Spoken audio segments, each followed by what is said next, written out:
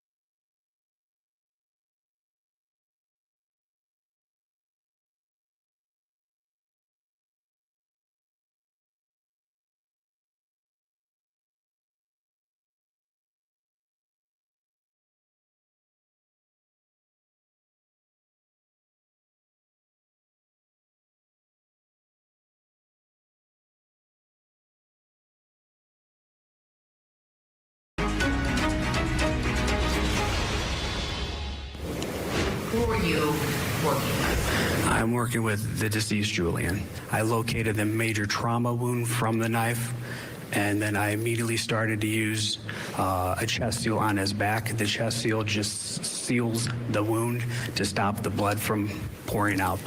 When I first arrived on scene while looking for the major wound in his back, I did notice the also stab puncture wound in his face. This morning, we are in Cleveland, Ohio, for the Toddler stabbed murder case for defendant Bionca Ellis. Welcome to Court TV Live. I'm Julie Grant. This defendant is accused of murdering 3-year-old Julian Wood and trying to murder Julian's mother, Margot. The incident in question happened at a parking lot of a busy Giant Eagle grocery store in North Olmsted, Ohio, which is part of the greater Cleveland area. Court has already gotten underway this morning. And before we go in, if you're new to this trial, we want to give you the background of how we got here. Take a look. I'm at North Olmsted, Ohio, Giant Eagle. Someone just stabbed a kid and a lady in the parking lot. Chaos breaks out in the parking lot of a Giant Eagle grocery store just outside of Cleveland, Ohio on June 3rd, 2024. There's a child. He's bleeding all over the place. We're at North Olmsted Giant Eagle. Margot Wood was shopping with her 3-year-old son, Julian, when they were attacked by a knife-wielding stranger. The young child suffered 2 stab wounds, one to the face and one to the back, and then she suffered one to her shoulder area. Julian died of his injuries, but his mother, Margot, survived. It's hard to go help the kid. He's in the first couple aisles. Where's your cuffs? Get cuffs? Who's got cuffs? 33-year-old Bionca Ellis was arrested on the edge of the parking lot where the stabbings happened. A long blade knife was found on the ground near where she was cuffed. Did she say anything? No, I didn't hear anything. I had my windows down. I didn't hear anything. All I heard was just screaming, and the lady grabbed their child up out the cart, and that's when it fell over, and they collapsed over here, and the lady just continued to walk off. Police say Bionca Ellis stole a knife from a nearby thrift store. Surveillance video shows Ellis walking into the grocery store with the knife in plain view. It was very, very upsetting that someone would do that to a child and their mother. As Margot Wood swerved her grocery cart to avoid running into Bionca Ellis, Ellis turned around to follow Margot and Julian out of the store, the whole time swinging the knife by her side. As a mother, I cannot even begin to fathom the sense of loss that this family is going through. Ellis is facing multiple charges, including murder, attempted murder, and felonious assault. Have you received and read your indictment? I don't know. You don't know if you've received it? She was found competent to stand trial after her defense team requested a mental health evaluation. This after her behavior in the courtroom raised questions about her ability to assist in her own defense. For the family of Julian Wood, they'll never get over the loss of their child. She took everything from us. There's nothing that could ever replace my son. And in talking to friends and colleagues in the Cleveland area, this is a case that's caught everyone's attention and really upset people in the community that little boy was murdered in such a brutal way. And so the question isn't here, did Bionca Ellis do this stabbing? We know that she did. Her lawyer's acknowledging that she did. But the question is her legal culpability. Can she be held legally liable for first-degree murder here? Or is she not guilty of that crime because of her mental state at the time? So sanity is a backward-looking inquiry. We look back into how she was the day of the incident. We're not talking about how she is today in the courtroom. We're talking about way back when on June 3rd, 2024. Who better to testify as to what they observed of her that day? Eyewitnesses, right? We've got another one kicking off the day this morning. This is a gentleman who was at the Giant Eagle store. First witness of the day. He's witness number 12 overall. Let's go in. I remember looking at the little kid. He had a smile on his face, and it kind of made me kind of smirk, like, you know, I just thought it was a cute moment. You know, I looked at the shopping cart. I remember there was a orange and brown Brown's blanket. I just took my eyesight away for a second. And I looked down at my phone, and then I looked back, and, you know, as I was looking, she was crossing my A post of the car. I'm sorry, the door, yeah. And then Okay, I'm sorry. We're going to just stop right there. Okay. When you say she was crossing your A post, what do you mean? Yeah, I'm a That's racing okay. guy. When you open the door, the post that's there, you know what I'm saying? No, no. I can't think of the thing. Is it the pillar? Yes. The pillar. Yes, Okay. that separates the side window to the front windshield. Oh, you're talking about the car. In my car. As I'm looking out, I'm trying to, you know, navigate around that, and Okay. yeah. All right, and so what then do you observe? You see a lady and a child pushing a shopping cart. Yeah, so after moving my head, that's when I noticed a black female dressed in all black who was walking like right behind her. And I'm just kind of just gauging and seeing what's going on, just, you know, not thinking anything, just. Did you see a knife at that point? I didn't. I wasn't looking down. I was just looking more at the lady in the cart. Okay. And then. Hang on, question? So when you saw that, what happened next? They had got to a gray car, and the trunk opened. Who got to a gray car? The lady pushing the cart. Okay, she got to a gray car. Yes. Okay. The back hatch opened, and that's when I saw the black female dressed in all black came around and raised her arm.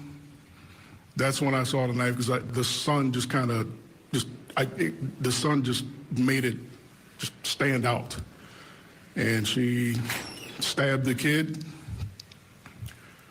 drew back,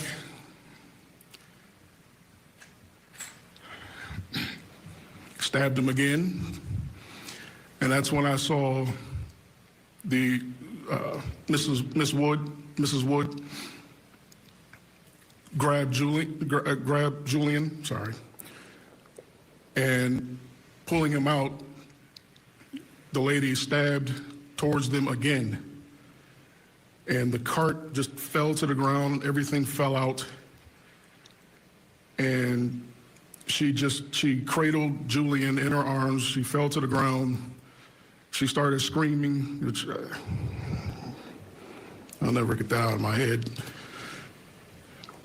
And that's when I was trying to get out of my car. Then I tried to bolt out, open the door, and for some reason I couldn't reach the handle because it was just insane. But I finally opened the door. I ran to the scene. There was another. Question? So once that happened, what did you see the black woman do, or where did she go? She stood there for a second, and then she walked off. She walked off behind. There was a couple cars, and she just walked off. And there was another guy and a female who came out. I remember the guy yelling, "Call 911." I didn't have my phone on me. There was another lady who came, and I saw her. She was dialing 911, and I looked over again, and she was trying to escape through, the car. So I don't know if she's by herself. I don't know if she's working with somebody. So I ran back to my car. I got in.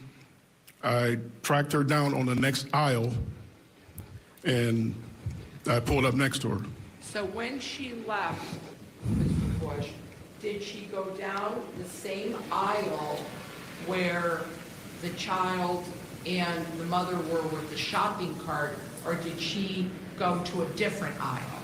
A different aisle. Okay? And when she left, what were your observations about how she walked away? I really didn't see how she was walking at first.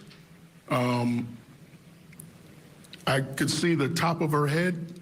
It was moving not in a fast pace, but a little bit more than normal, I would say. All right.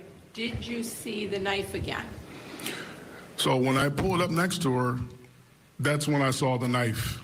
And I realized that she had got him pretty good, because it was about a third filled with blood. All right. And what was a third filled with blood?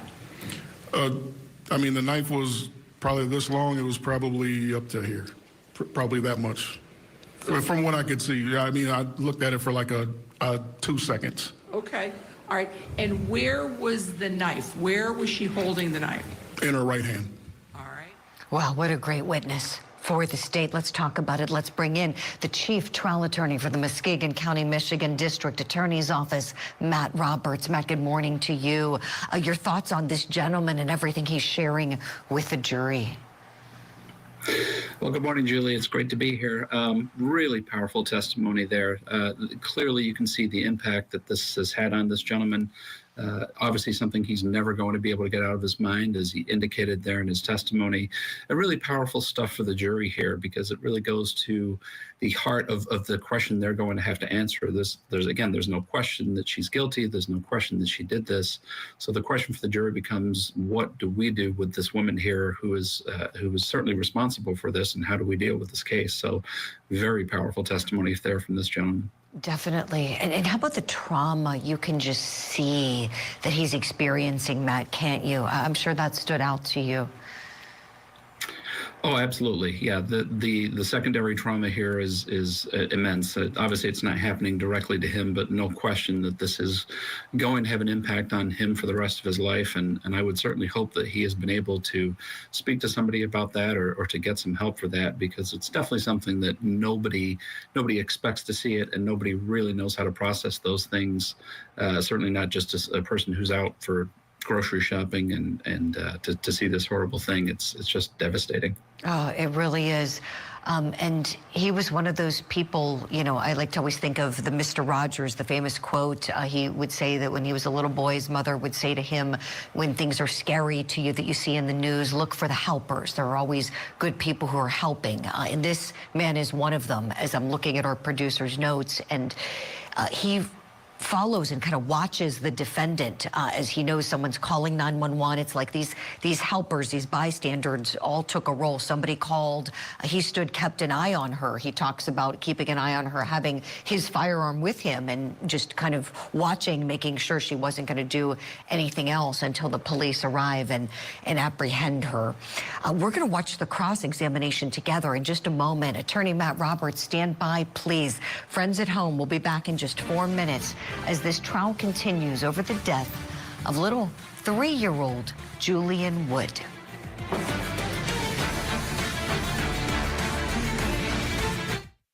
I'm Vinny Politan. Welcome to Closing Arguments. What's happening here? It's unreal. Let me show you exactly what happened. Closing Arguments with Vinny Politan, tonight at 8/7 Central, only on Court TV. A wife accused of murdering her prominent attorney husband, and the defense involves blaming her own sons? Victim to Verdict with Ted Rollins. New episode Saturday night, 8 Eastern and Pacific. Only on Court TV.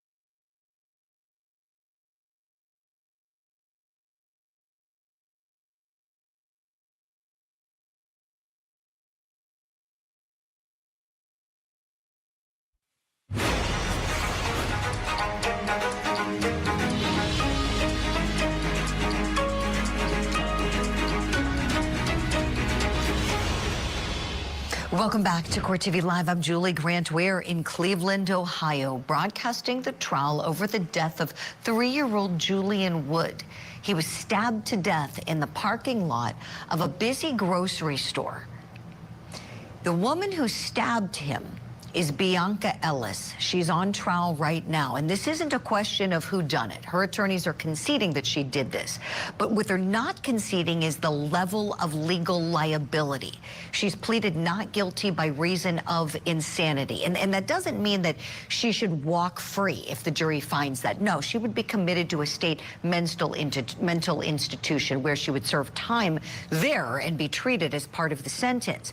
But the prosecution doesn't believe that she was insane at the time. They believe she knew right from wrong. So what will the jury find? Well, we're still hearing from eyewitnesses in the case, setting the scene on that dreadful day.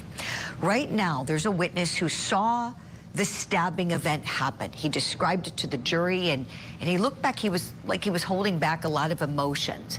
Now it's time for him to be cross-examined. Let's go back in. You indicated that you confronted Miss Ellis, is that correct? Yes. And at the time that you confronted her, how far away were you from her? Right next to her. Right next to her? In my car. Feet? 2 feet? Probably from me to the court reporter. And when you said to her, when you know that you stabbed that boy, and she shrugged her shoulders, you were right next to her, is that correct? Yes, sir. Okay. Is there a reason why, and that being such important information, that you did not include that in your written statement when you had this conversation with the police? I'm sorry, repeat that? Is there a reason why what you testified to here today regarding Bionca saying so and shrugging her shoulders and you confronting her, why didn't you include that in your statement on the day that the police interviewed you? Am I allowed to read my statement? Let me do one better. You may. I'm going to show you your statement. Yeah, we'll mark it. Mr. Bush? Yes, sir. All I want you to do is to read it yourself, and then when you're done, let me know. So Yes, sir. No comments about it, just read it, and then I'll have Mr. Mackey ask you some questions. Yes, sir. Thank you.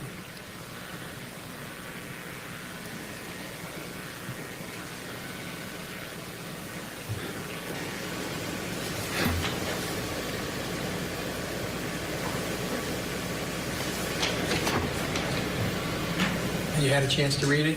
Yes, sir. Okay, thank you. Is that your signature, sir? Yes, sir. That is your statement. Yes, sir. Okay. So point to the part of the statement where you indicate that you confronted Bionca and she shrugged her shoulders after you having said, you know you stabbed that kid. It's not in there. Okay. I was pulled over by a Well, officer. I'm sorry. he's going to ask questions. Gotcha. Yeah. Yes, sir. Okay. They did give you an opportunity to write out your observations, correct? Yes, sir. Pretty brief, but And to me, that's the most important thing that you testified to here today is that she verbally responded to you without the audio saying so. She mouthed the word so. yes, sir. You confronted her, right? Yes, sir. Okay. But that's not in your statement, right? No, it's not. Okay. Have you been following this case since it's been in the news? Not really. I don't really watch it. Okay. You don't watch TV? I got other things to do. Okay. You also indicated that at some point, right after the stabbing, she began to walk past. Do you recall stating that? A little bit faster, yes, sir. Okay. Is there a reason why in your statement you indicated that she slowly walked away toward Dover Center?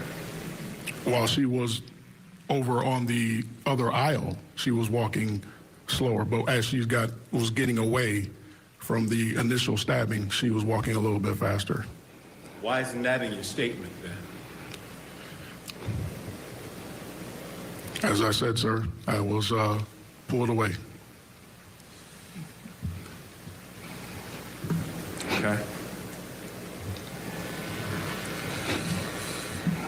So you also indicated that you saw Miss Ellis fall down. Is that correct? Yes, sir. At the time that the police confronted her? Yes, sir. But you couldn't hear what was going on? No. And when you say she fell down, are you saying that she laid down, or are you saying that she fell? She laid down. Okay. She laid down. Okay.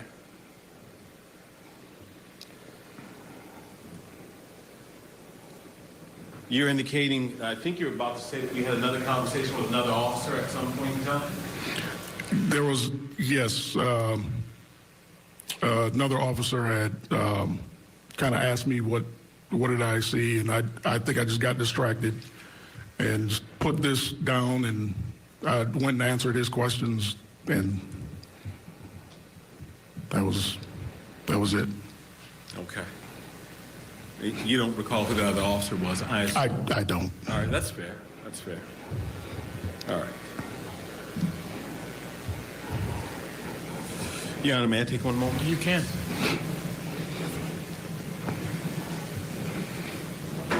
What do you think of the cross so far? Let's bring in our legal analyst guest to see what he thinks. Attorney Matt Roberts on the show with us. Matt, your thoughts on what counsel's doing with this witness?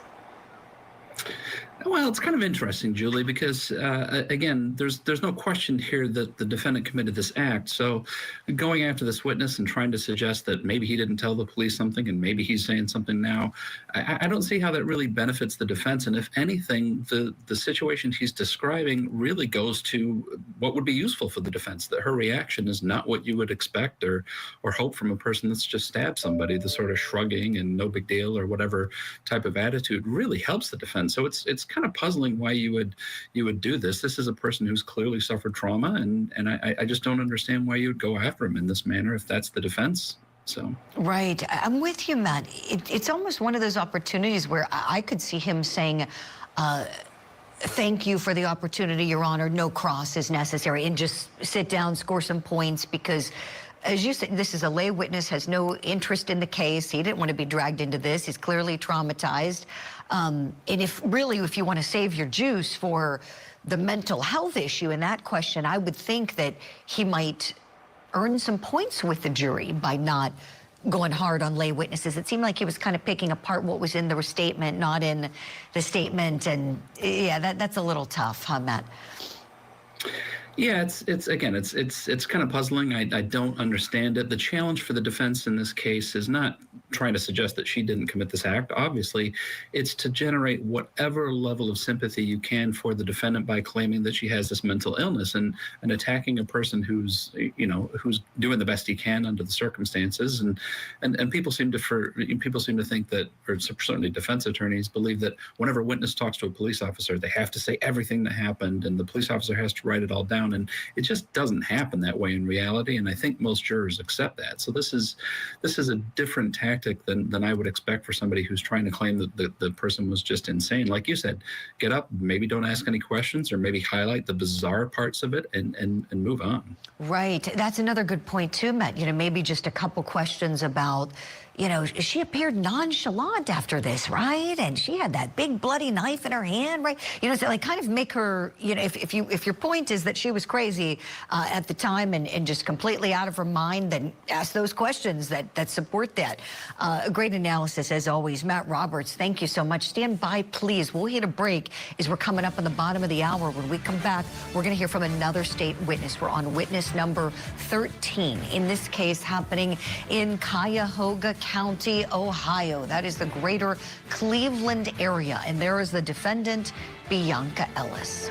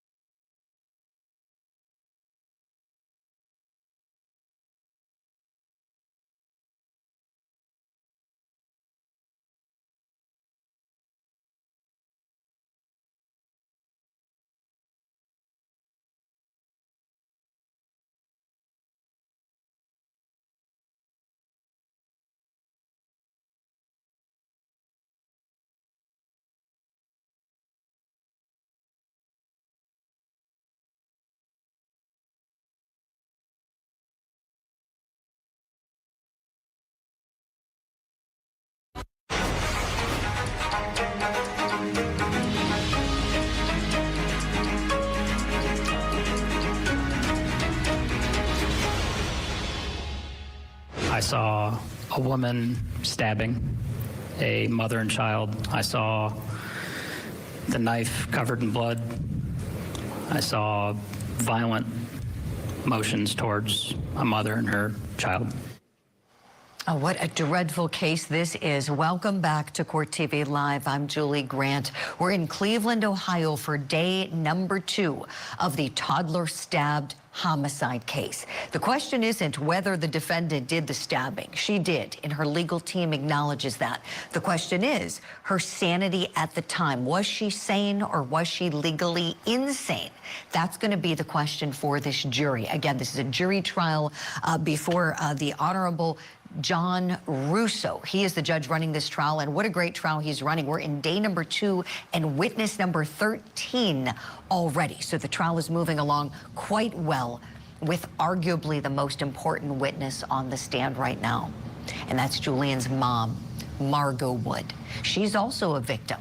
There's an attempted homicide charge that pertains to her, as she was also stabbed, just not nearly as bad as her son. Let's go in and listen to the mother of little Julian. My son Julian, he would have been 4. And my daughter Amelia, who's a 1.5 years. Okay. And ma'am, when was Julian's birthday? October 29th, 2020. And his initials would be JW? Yes. Okay, thank you. So, ma'am, are you employed outside the home? I am not. Okay. Were you ever employed outside the home? No. All right. And suffice it to say that on June 3rd of 2024, had you just had Amelia? Yes. And is it fair to say that your mom lives with you? She does. All right. And what's her name? Nazra Hernandez. And so did you decide to go shopping that day? I did. All right. So what kind of shopping were you going to do? We were going to buy food for dinner that day. All right. And so what did you decide to do? When we went to the store? Yes. Who decided who was going to the store? So we were all going to go to the store. My mom, my daughter, Julian, and myself. Okay. But my daughter fell asleep, and my mom said, let's not wake her. So it ended up just being Julian and I going. All right. And so what store did Giant Eagle. Sorry. That's all right. And where is Giant Eagle located? It's in North Olmsted, Ohio. All right. In Cuyahoga County? Yes, ma'am. And in the state of Ohio? Yes. All right. And is that Giant Eagle known to a lot of folks in North Olmsted as being the water tower Giant Eagle? It is. Okay. All right. So if you could be so kind to tell us, how did you get there? I drove. Okay. What kind of car do you have, ma'am? We have a Kia Carnival. It's a silver minivan. All right. And so who then actually went to Giant Eagle that day? Myself and Julian. All right. So you drove to this Giant Eagle water town. And tell me what you did when you went to the grocery store. So we got there, we parked, I put him in the cart. And usually around that time they have flower baskets outside. So he helped me pick out some flower baskets. And we went inside, bought some candies and things, and we did groceries. And then we went to the self-checkout. All right. And was Julian in the little seat area? Yes, he remained seated in the car seat area, or not the buggy area, the seat. Yes. The grocery cart. Yes. Okay. And did you put or bring with you some type of blanket in the car seat before in the cart so he could sit on it? No. Okay. So, you said you indicated you did a self-checkout? I did. All right. Did you have any issues with that? I did. Okay. And as a result of that, did you call for some assistance? I did. All right. And so, did folks help you with that? She did. She came over. I ended up having to use a card instead of the bill because she said the bill reader sometimes messes up. All right. So, you have to use a credit card instead of cash. Yes, ma'am. Right? These machines are very sensitive. Correct. So, you packed up your own groceries? Yes. Put them in a cart? Yes. And did you walk out of the store? I did. Pushing your cart? Yes, ma'am. All right. So when you were in the store, Mrs. Wood, did you notice anything strange? No. Did you notice anybody accost you or say anything to you or acknowledge you? Anything of that sort? No. So you continued to push your cart out of the store? Yes. And before you left the store, Mrs. Wood, did you notice anyone by you? Did you see anybody? Did anybody talk to you? No. Okay, that's interesting. I think many of us were waiting to hear those answers from this grieving mother because we know the surveillance video shows her swerving her shopping cart to avoid Bionca Ellis. Bionca Ellis is walking right toward her and Julian when they were going to exit the store, and she swerves to miss her, keeps on going. And so for any of you wondering if she saw the knife in her hand, I think this answer tells us that obviously she didn't see it. This is so unfortunate. We're going to hit a break. When we come back, we'll hear more from Margot Wood about what happened the day that her little Julian was stabbed to death.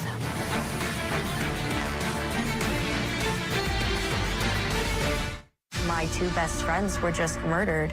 Join me for a Court TV true crime series where we take you from the crime scene to the courtroom. Donna Adelson hates every piece of grass that Dan Marcel ever walked on. It's something that'll... Let's go back in to the courtroom and listen to more from Margot Wood.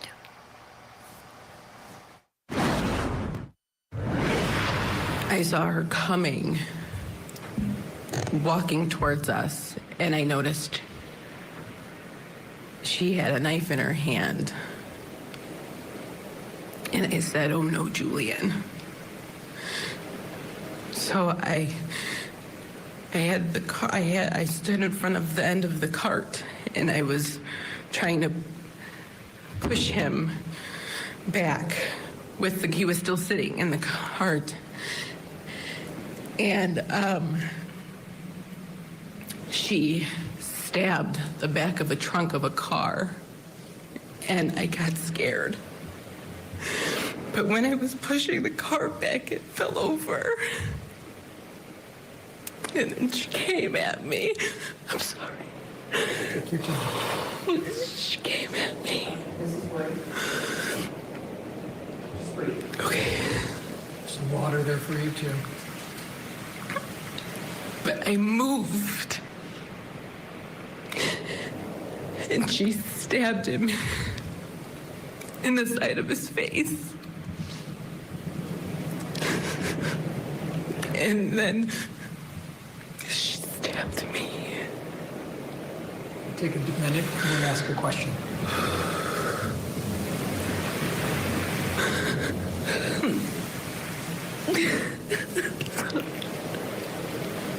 Some Kleenex to the left of you if you need a minute.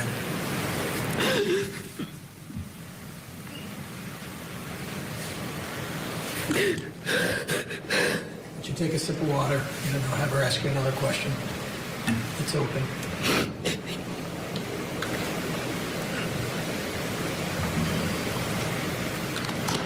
Ms. Frawley? Yes, Your Honor. Thank you. So, Miss Wood, when she stabbed you, what did you do or what did you say? Did anything. I couldn't believe this was happening. It was so fast. I was just trying to, so she wouldn't hurt it. And what happened next? And then she stood up and stabbed him in the back.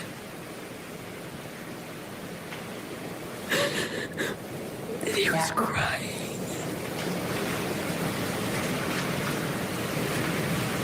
He was crying. After she stabbed him in the back, what did she do next? She just walked away.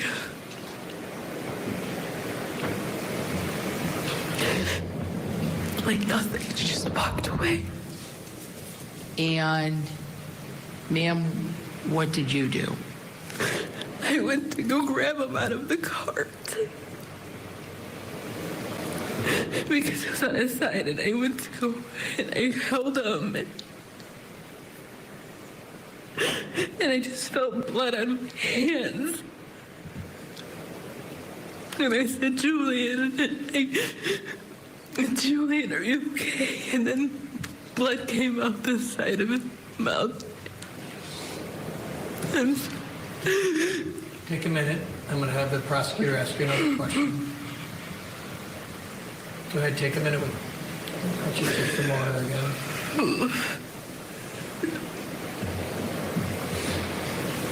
Take your time.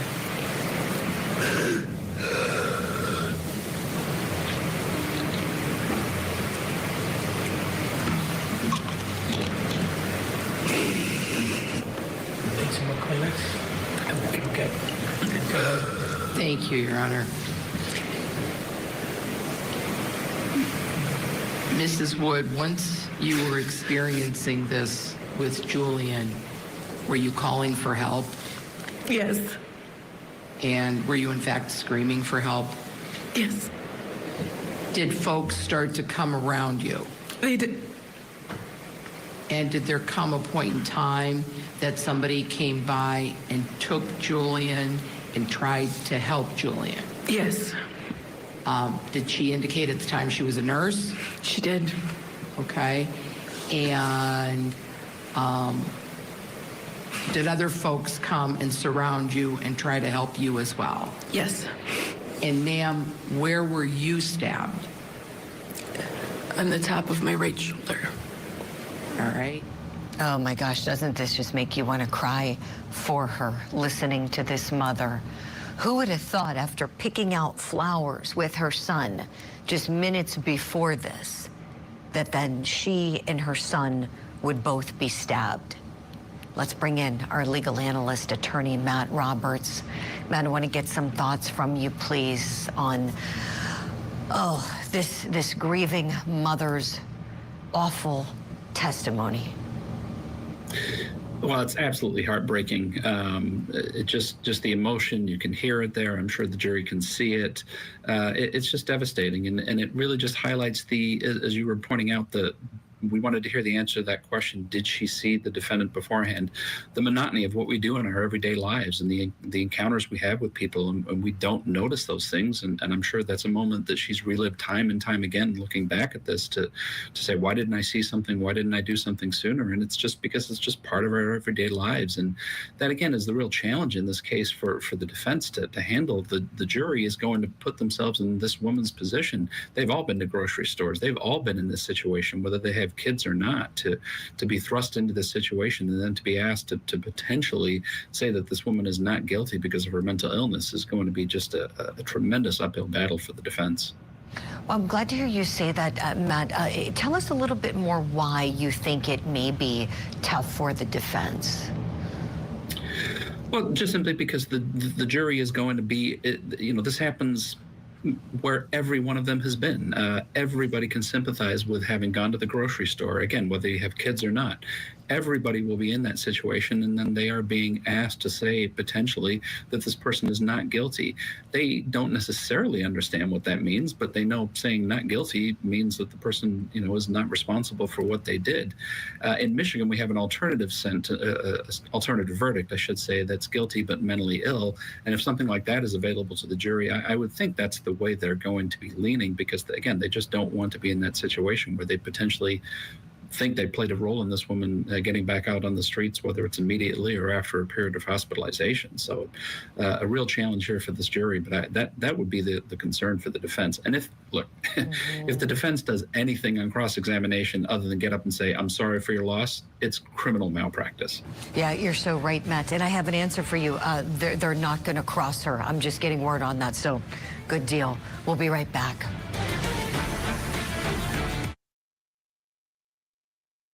Ellis stabbed her son Julian and her. Margot Wood told us that she stabbed the hood of the back of the hood of one of the cars nearby. And she said when she saw her stab the hood of the car, that got her scared. It kind of made her jump, and she knocked over the grocery cart. And from there, she said everything happened very, very quickly. So after that really, really tough testimony to get through, the judge has sent the jury on a quick morning break. So what we want to do now, while they're out of the box for just a few minutes, we want to take a look at the very best surveillance footage of Bionca Ellis from this case. Our video editors have put together a special mashup for you. Here we go. Are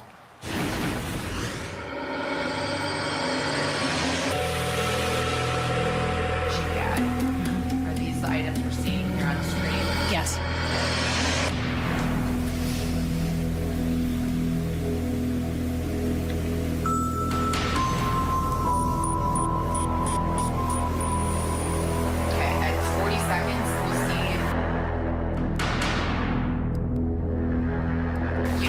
Before I showed you the video that you see, or you sense a shift in her behavior, correct? Correct. As I press play again, can you describe for us your memory and your what you were feeling in this moment in the lobby? At this moment, I feel like that she's irritated. She's putting her stuff away. She goes to walk out, and then she looks back at me and then flips the light off.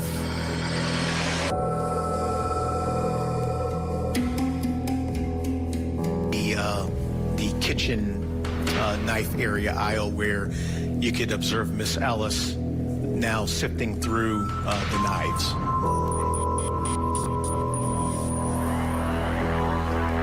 And why was it important for you to collect this surveillance?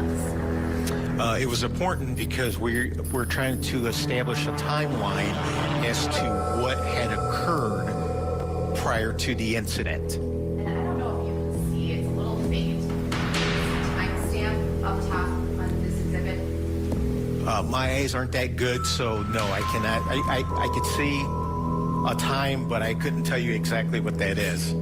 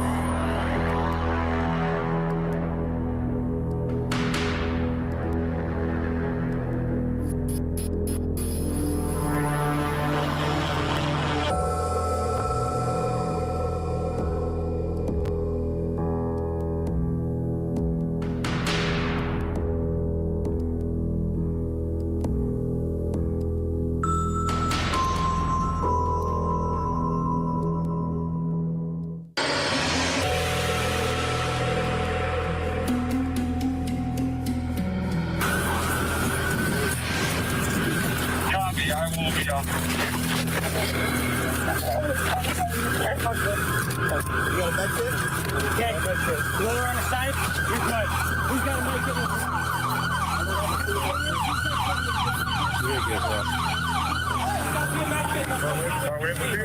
Are you bleeding? Are you hurt anywhere? Hold you up, okay? Grab your other arm.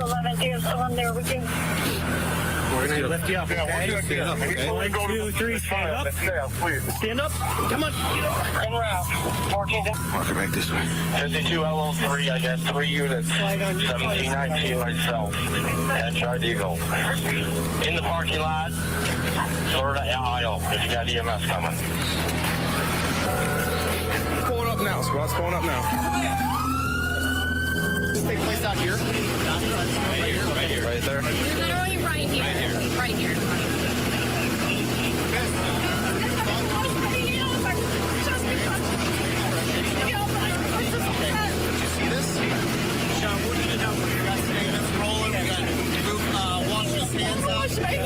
We have him grabbing his camera. We got to secure this area right now. Yep, no doubt. Yeah, that's fine. We need some tapes. He's got the female. She's under arrest. So the kid was in a car? In the car? Yeah. Okay. All right. So it was in the car. The car fell over? Yeah.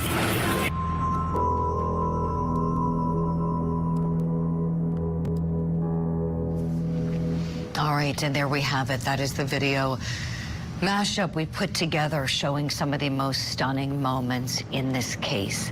The jury on their morning break, as soon as they're ready to hear more testimony, we're going to go back in.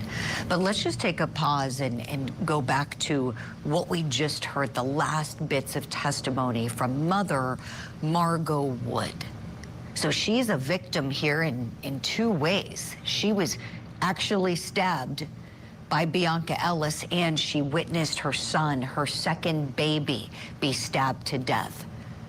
What a dreadful, dreadful thing to happen to any human being.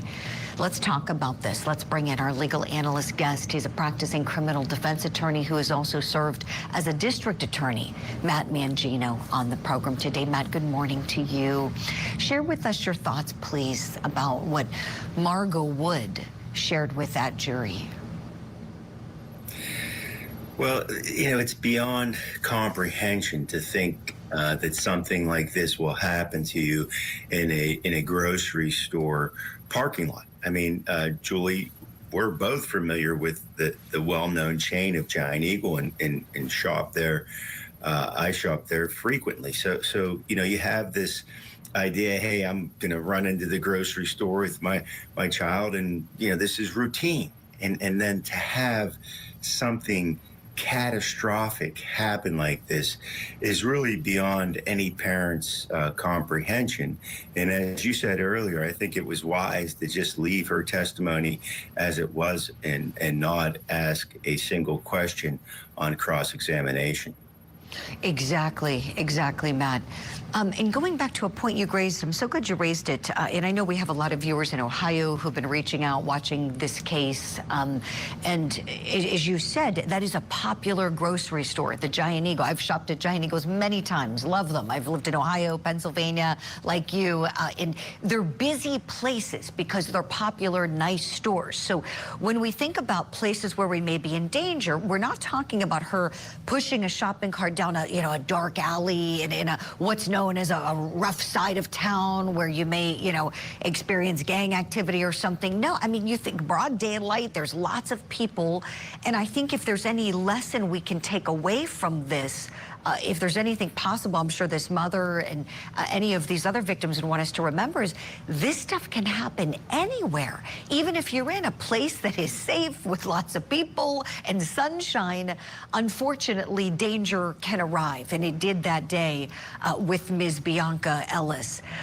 Tell me, Matt, what do you think the fact that she she stole, she didn't purchase, she stole the 2 knives at the thrift store prior to this? What does that say? Does that seem to be checking off the box for the premeditation element for you, or do you find it's still questionable as to whether she was going to go do some damage with that knife? Well, Julie, in my mind, I don't think that there's any question that her intent was to do some damage with that knife. But what was the basis of it? What was her motive? What was she thinking? We've talked a bit about competency for her to go to trial, and competency is what her mental health is right now. Is she able to actively participate in her defense? The other issue is insanity, and insanity is the issue at the time. Did she know the difference between right and wrong? Did she set out to do harm? But what was the reason she wanted to do harm? That is the issue in this case. What her mental health was. Did she have the ability to know the difference between right and wrong on the day of this incident? Not her competency right now to stand trial. Right, Matt. Something else I'm thinking of is I'm looking at this video, and she's in that thrift store, and she opens up, they described it as kind of like a plastic Tupperware type container that contains those knives. I have to think, isn't this a danger legally that this thrift store is having these knives so accessible? Whereas if you go in, let's say any kind of, big shopping store, take Walmart, for instance, or something, they're going to be in plastic and wrapped up. Or, let's say you buy a block of knives, they're going to be in the block and everything's all taped up. This just, to me, I'm looking at this and it's occurring to me, Matt, it seems like danger waiting to happen, that anybody can just, let's just pull one out and do God knows what with it. Well, yes, Julie, that, I know that there was a civil lawsuit filed against Giant Eagle in this case. But you're right. I mean, if you were going to go into a regular department store or some other store and buy knives, or steal them, you're going to have to break open the packaging and take those knives out, which is obviously something that security could see that could stop you from doing that. Now, these people in thrift stores, I mean, they do great things. I mean, they raise money as nonprofits to help people, disadvantaged people. They also have these products available at low prices for people who can't afford them. But you still can't create a dangerous condition, which is have knives openly displayed that could be easily accessible and, in this instance, stolen from the store.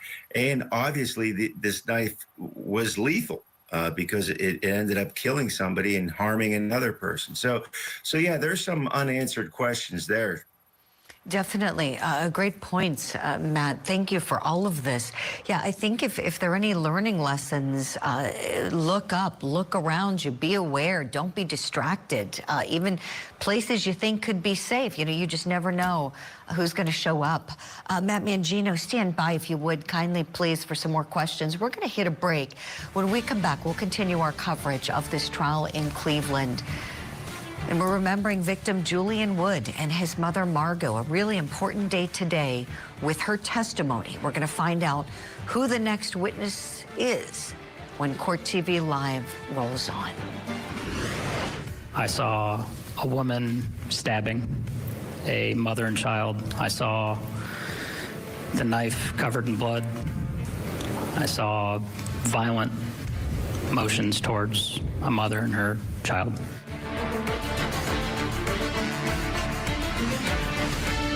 I'm Vinny Politan. Welcome to Closing Arguments. What's happening here? It's unreal. Let me show you exactly what happened. Closing Arguments with Vinny Politan, tonight at 8/7 Central, only on Court TV. We're seeing some of the attorneys return to the courtroom. There are two of the defense attorneys right there. And we can see one of the prosecutors over at the table. So it should be any minute before. Oh, and there is His Honor, the Honorable John Russo, presiding over this case. He's had a really illustrious legal career, an excellent judge, and someone really keeping this case on track. They've been coming in every morning at about 8:30, getting started, and we're already on witness number 13 with Margot Wood's testimony. So we're waiting to see who the next witness will be for the state of Ohio, as they've got the burden here in this case, and an interesting legal issue before the jury for both sides, and that is Bionca Ellis's state of mind. So we see one of the court deputies. They're going to be bringing Bionca Ellis up. She's in custody, so she's going to be transported in, able to sit down in the courtroom. The jury doesn't know that she's jailed, and then the jurors will be brought in. So while we wait for that to happen, we put together some of the best moments from one of the key eyewitnesses who came in and testified on Monday. Here we go. We had just completed loading the vehicle and heard screaming. All right. And, sir, what did you do when you heard this screaming? Well, initially, we didn't really know exactly what was going on, and so we heard more screaming and another crash, and that's when I turned around and saw what I saw. All right. And so you heard some screaming, and so when you turned around, sir, what did you see? I saw a woman stabbing a mother and child. I saw the knife covered in blood. I saw violent motions towards a mother and her child. And, sir, upon observing that, what did you do? Well, I was kind of in shock at, the first moment of it. And as the act was completed and this person started walking towards me, I got back into my vehicle with my wife and I instructed her to call 911. You saw the actual stabbing? Yes. All right. And so, were you able to see the knife? Yes. All right. And can you tell us how many times that you observed her stabbing, or who she was stabbing? It was 2 or 3 times. I don't recollect exactly where those locations were on these individuals. I just saw the motion and saw the blood and the knife as it was happening. Okay. My eyes were more drawn to the knife than anything else. Okay. And when you followed her, did you have an opportunity to observe this person walking away? Yes. All right. Was she talking to anybody? No. How would you describe her walking away? Like she was walking in the park. And swinging the knife like she was almost just knew exactly what was going to happen. All right. And so when the police arrived, were you still standing behind her? Yes. And what did you observe her to do? The police pulled up and, drew weapons on her, and she just dropped the knife, and she didn't fight or resist at all. The police just got her on her knees and then down to her stomach and put her in handcuffs and detained her. Actually, I don't remember even handcuffs being put on her at that point, but they had detained her, and at that point, once I realized that she was no longer a threat to anybody else, that's when I turned back to try and assist those who were injured. Okay, so did you get back in your car? Yes. And where did you then go? I parked just outside of the aisle that this occurred, and I got out to go help, and as I got out, I realized that I had actually blocked the entrance for the ambulance, so I sprinted back to my vehicle so that I could make way for the ambulance to come in, and I went back to the original scene. Okay. And when you went back, sir, what did you find? What did you observe? There was a small boy who had been badly injured. There was a female on top of him giving CPR. There was what appeared to be his mother, who was also injured, but not severely, and was just begging.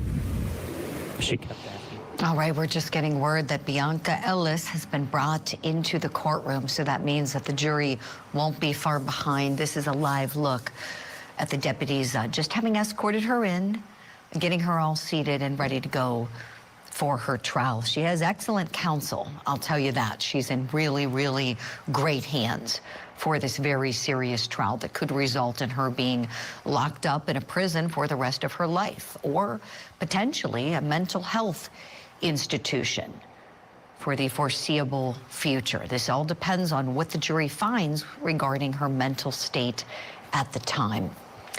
I want to bring in our legal analyst guest, attorney Matt Mangino. Matt, I want to go through a really helpful conversation. We're going to kind of go into professor mode here because I think this is important, and I know our courties are going to appreciate this.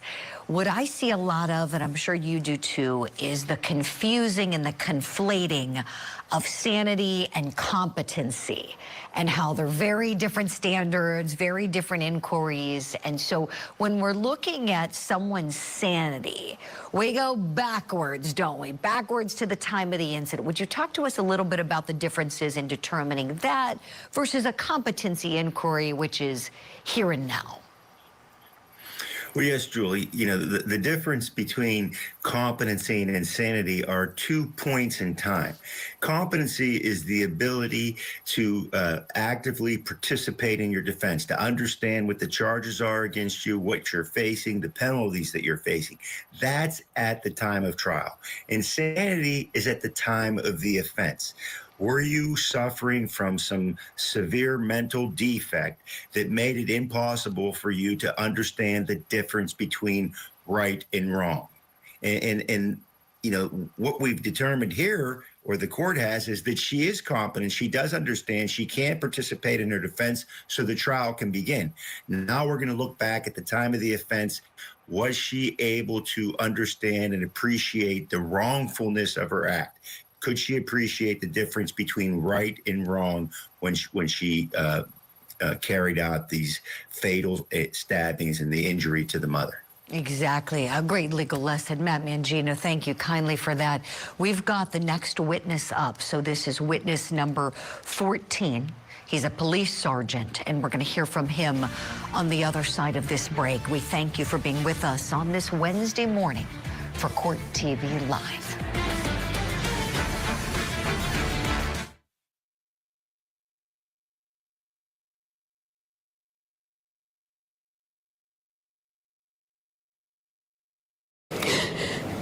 And she stabbed him in the side of his face. And then she stabbed me. Take a minute. I'm going to ask a question. Oh, my.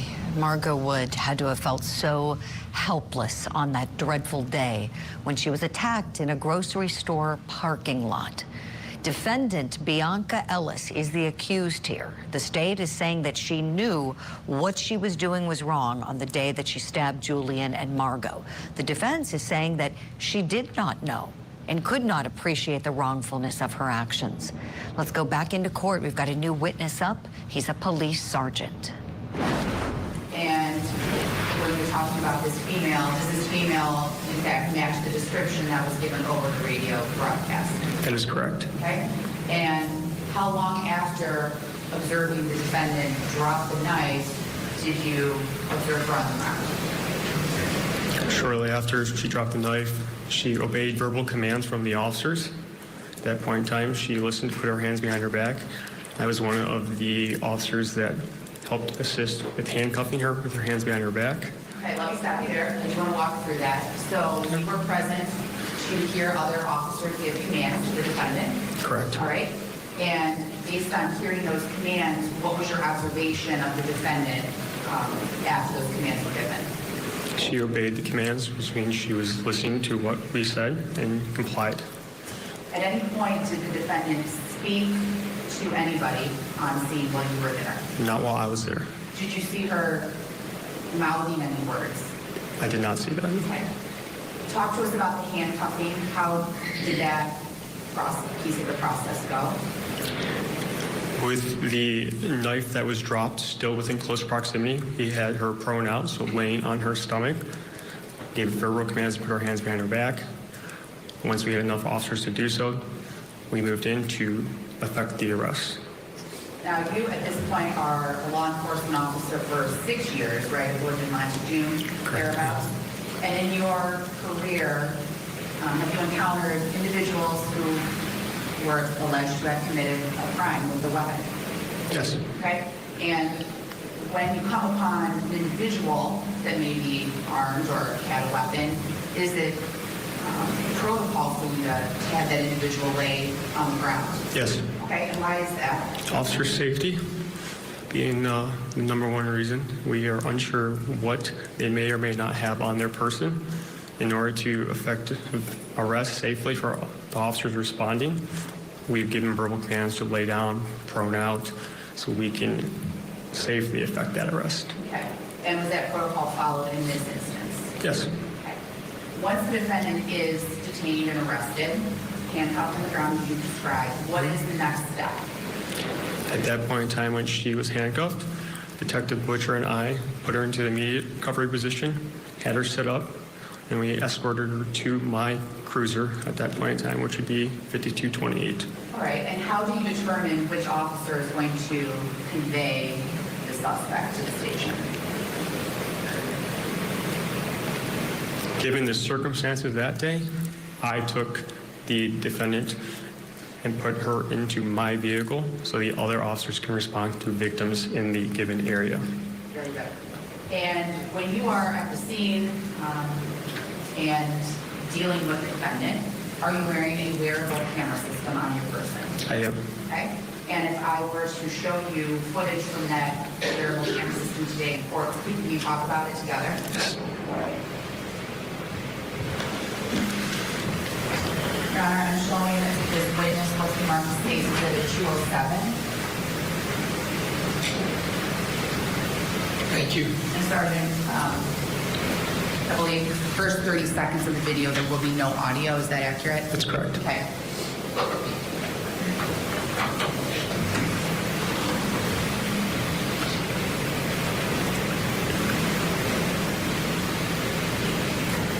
Now, I just played 6 seconds of this video so far. Is there any identifiable marker in this small clip? I'm going to pause for a minute. Is the camera in your way? Yeah. Just slide back. Is that better? All right, back on the record. Your question again? Sergeant, can you identify your cruiser and what's depicted on the screen right now? That's a standard North Olmsted police cruiser that we use in day-to-day operations. And you can see the north in that given frozen image on the car door there. Is this the car that you drove on June 3rd, 2024? That is correct. Okay. Continue to play at 6 seconds.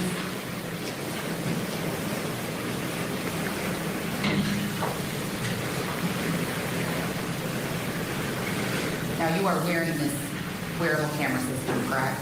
That's correct, yep. So we're not going to see you on this video, right?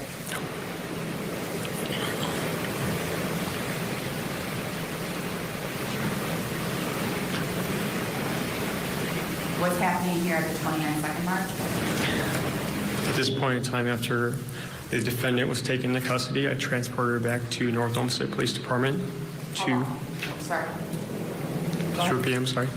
You conveyed her back to North Olmsted Police Department and I cut you off? That's correct. At that point in time, had her exit this vehicle is what you're going to see right now, and I walked her into the side door into the secure facility. Now, how long was that drive from Triangle to North Olmsted, please? Approximately 30 to 60 seconds. Short drive. Correct. Although during that drive, was any conversation had between you and this defendant? Not that I recall, no. Any notable behaviors that you remember on behalf of the defendant during that short drive? No. And how is she secured in the back of your cruiser? So she's currently handcuffed with her hands behind her back, and she was placed in that cruiser for that short distance to the North Olmsted Police Department. Does she have a seatbelt on? Not at this time, no. This is being played at 30 seconds. This is where the audio picks up. Okay.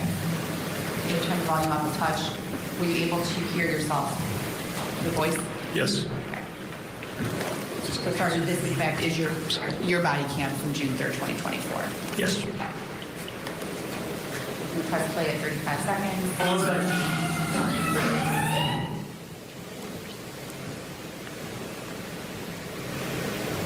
Hey, can you just stay? Can you stay for an hour? Who were you talking to, Sergeant, when you say? At that point in time, I believe from that image would be our corrections officer. He was scheduled to be off at that given time. I requested him to stay due to the circumstance. There's me play at 45 seconds.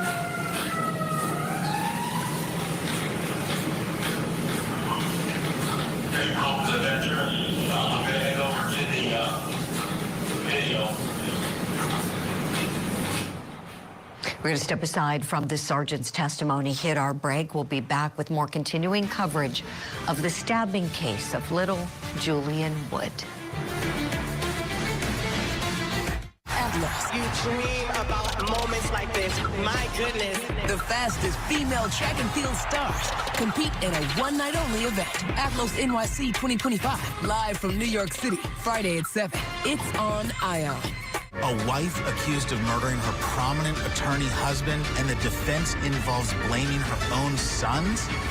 Victim to Verdict with Ted Rowlands. New episode Saturday night, 8 Eastern and Pacific. Only on Court TV.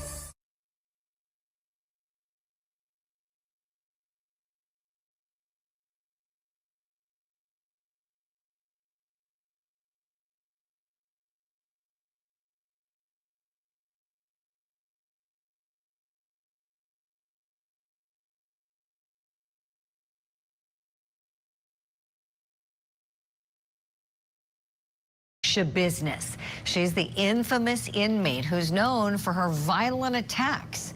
Some of them we've seen in the courtroom. She is a convicted killer, and she was set to be in court today for a motions hearing over a case where she allegedly attacked a prison guard and a prison nurse. And the motions hearing was going to be regarding whether she would be shackled during the upcoming trial. But in somewhat of a surprise move, we're getting word that this case has just been disposed of. That's right, Taylor Shabusiness has pleaded no contest, and there's been an amendment to the charges. It's been amended to disorderly conduct, so she pleaded no contest to disorderly conduct. The judge accepted that plea, and her sentencing is set for a month from now. It's set for, a little over a month. I'm getting word it's been set for December the 1st. Now, we are waiting to bring you the video footage from this hearing.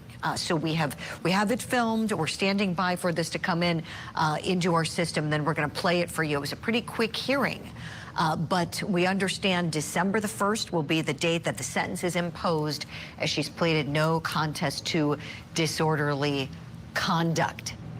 All right, no trial for Ms. Shabusiness. Wow, let's bring in our legal analyst.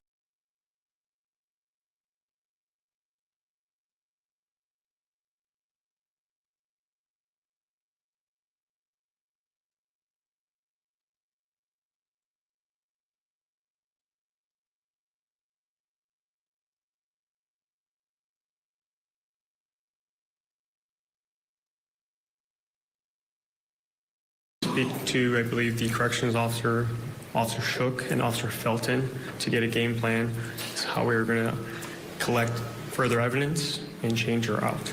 Okay, so for that part of the process, for a female defendant, you want to have a female officer help you? Yeah, when practical, absolutely. All right. And Officer Felton, is that a female officer? Correct. Okay. And did you ask her then to help you with the next step of the process? I did. All right. And I want to get back to the booking sheet, the booking process. Okay. Are you familiar with the protocol and process that North Olmsted Police Department utilizes to keep records of inmates? I am. Okay. And what type of information is typically on booking sheets at North Olmsted Police? From their general information, including their name, date of birth, social security, last known address, at times emergency contacts if they provide one, medical, property that they may or may not come in with. Okay. And had you personally, prior to June 3rd, dealt with or encountered this defendant? No. Okay. But as a custodian and member of the law enforcement agency of North Olmsted, you would have access to all booking information for any inmate that comes through the doors. Is that accurate? That is accurate. Okay. So what I'd like to do now is talk about State's Exhibit 226.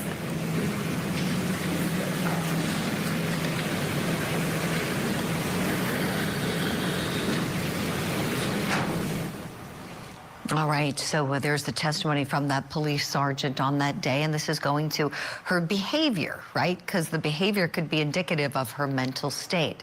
Let's talk about the viability of this defense of not guilty by reason of insanity. Let's bring in attorney Matt Mangino for some thoughts on that. Matt, what do you think? How viable do you think this defense is for this jury on these facts? Well, I think it's a viable defense because it appears she has some history of mental illness, and her conduct is so outrageous, so bizarre that it may lend itself to that type of defense. One of the things that I thought was interesting, Julie, was the eyewitness who testified before the officer, who said that after the stabbing, she just walked away like she was walking in the park, just sort of swinging the knife. And to me, that's indicative of somebody who maybe didn't realize the wrongfulness of what she just did. And I think it lends itself to this defense, on behalf of Bionca Ellis. That's a great point, Matt. Boy, really appreciate that as we continue digging in on this case. Thank you so much for your insight and analysis. We'll hit a break. When we come back, more coverage straight ahead for you here on Court TV Live. And of course, I want to keep the focus on the victim. Let's look at little Julian Wood, this precious little guy. Loved the color green. He loved dinosaurs. And we're certainly not forgetting about him. We'll be right back.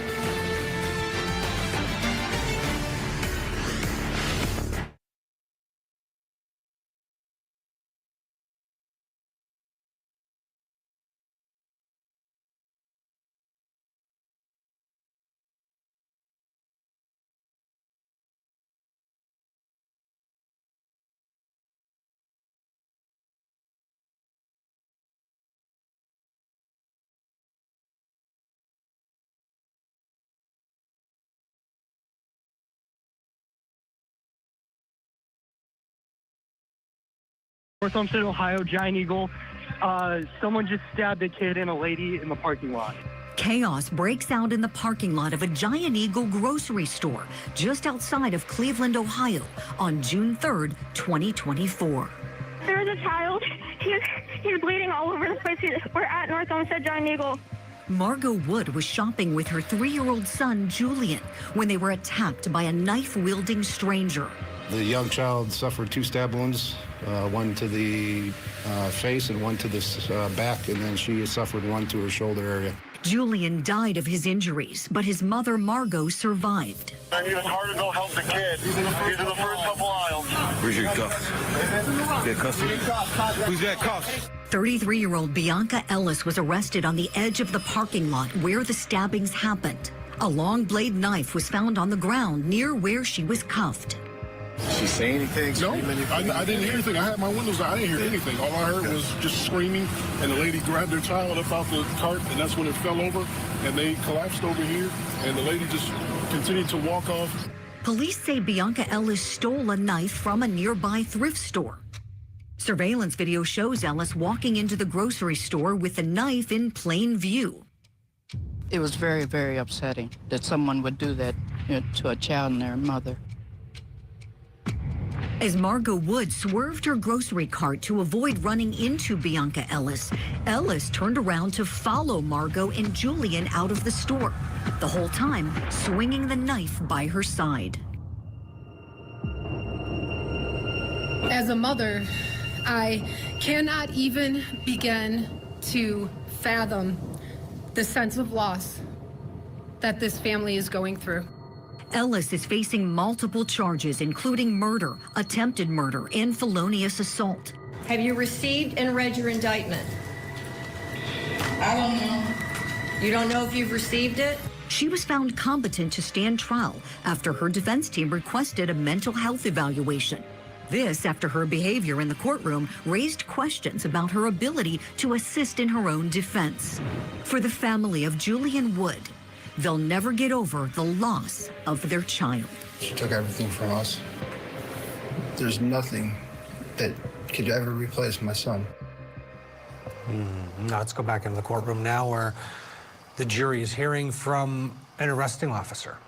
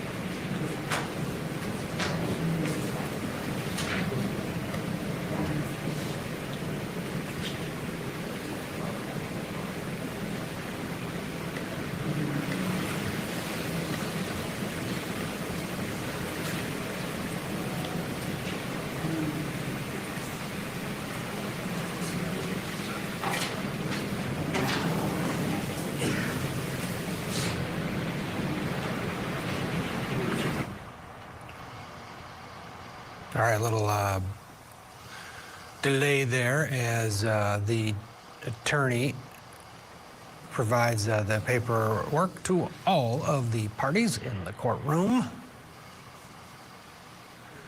This is one of the responding officers at the time on the stand.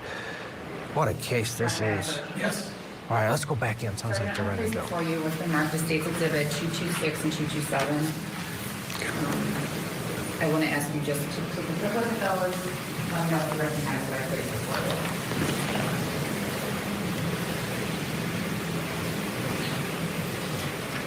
you. Are you familiar with those? Yes, Your Honor. All right, thank you. For the record, what's 226 for me that you recognize?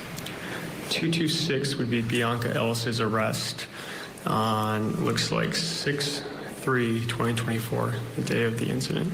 And then on 227? It would also be an arrest for Bionca Ellis on 5/29/2024. Thank you. You may inquire. Thank you. So, Sergeant, we're actually going to start talking about 227 briefly. Put up on the screen too, so you can see. Is there a booking number associated with this document? There is. Okay, and where is that located? Towards the upper right corner, a little bit lower, not the incident number. And what is that number associated with this document? The incident number would be typically the report number that is assigned. Oh, you're talking about the incident number? Correct. Yeah, it sounded like you were asking him to define that, but you really wanted the booking number? What is the main number that it identifies this document? So the incident number would go with the report. The booking number keeps track of the arrest in our jail system. All right. Well, for our purposes, let's talk about what is the incident number associated with State Exhibit 227. The incident number, based on what this arrest screen says, is probation violation, and then there looks like there is an additional charge for non-payment. Okay. Upper right-hand corner incident number, what is that number? That would be, like I said, the report number. Okay, can you read the number for us? 24-22059. All right. And is there a date anywhere on this document? If you go to the front cover sheet that you're on, and you go all the way to the left, Okay. you can scroll over to the left, it will say date and time. All right. And is that date and time reflective of when the inmate or defendant is encountered or when they're brought to the station? I believe it should be when they are brought into the North Olmsted Police Department jail. Okay. What is the date then on this document? That would be 5/29/2024. All right. And you personally were not involved with dealing with the defendant on that particular day? That is correct. All right. What other types of information is included in the booking sheets at North Olmsted? On the front cover is general information where she was arrested, where the incident occurred. That 24801 Brook Park Road is where the incident occurred, which in the city of North Olmsted, that would be Walmart. And then the charges that she's being charged with in our facility. How about on page 2 of that document? What is important there? Page 2 is the property sheet, what she comes into the NOP jail with. And then when they signed to leave, they signed for their property again, confirming that they received that their property. What can you tell from this document what property was brought in with Ms. Ellis on May 29, 2024? Yeah, so he doesn't have knowledge of it, and he's just reading the document, doesn't have firsthand of it. So I'm going to sustain, and I'll let you ask another question. Thank you. Sure. All right. Sergeant, I'm just going to go to the end of this document, pages, the last few pages. Do you see at the top of the screen and at the document you have, is there a mental health assessment within this document? This sheet does the medical questions, so it says mental and physical evaluation form. Okay. We would ask the subject who comes into our jail facility these questions. All right. And why is that important for your agency to do that? Because we are responsible for their well-being, any meds they may or may not need, if they're allergic to anything, if they have health insurance, for example, if they're under the influence, it could be a variety of reasons. Okay. So does somebody in your agency ask these questions of each and every inmate that comes through the police station doors? Correct. Right. And can you see from this booking sheet whether that was done here on May 29th with Bionca Ellis? Based on this booking sheet, it appears that she was asked questions because there are things that are filled in. Okay. So let's move on to June 3rd when you do encounter her personally, right? Putting up State's Exhibit 226. Can you look at that document with me? Yes. Okay. And on this document, is there an incident number associated with this document? Yes. Okay, what's that number? Be 24-22854. All right. And can you tell where this incident occurred? It says 27264 Lorraine Road in the city of North Olmsted. And is there a timestamp associated with that? This is 6/3/2024 at 15:04. All right. And are you personally involved with asking this particular defendant those mental and physical health questions that we just talked about? At this time, no. Okay. Do you know, are you responsible for documenting this particular set of papers that are corresponding with this defendant? I see the parties that sign. Yes.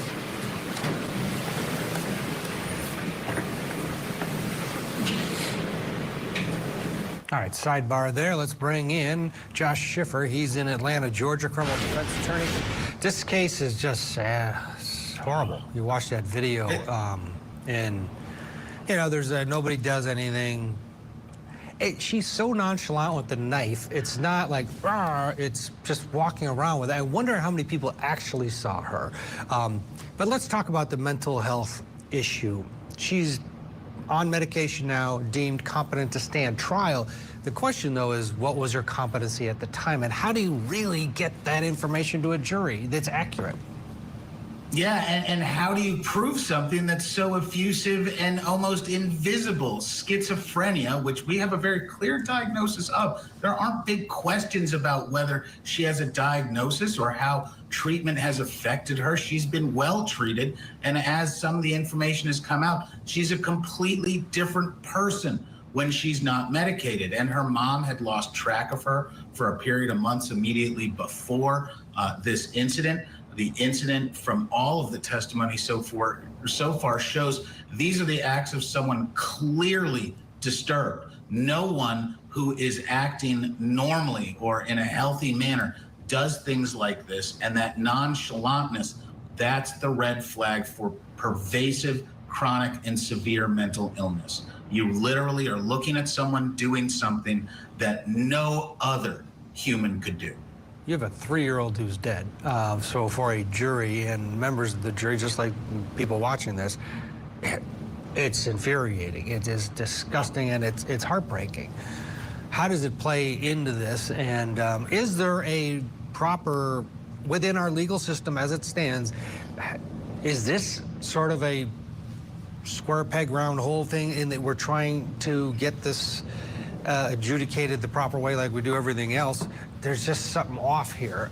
And what do you think at the end of the day is going to happen? You're dancing around the toughest part, my friend, which is that we really have a tough time dealing with mental health issues.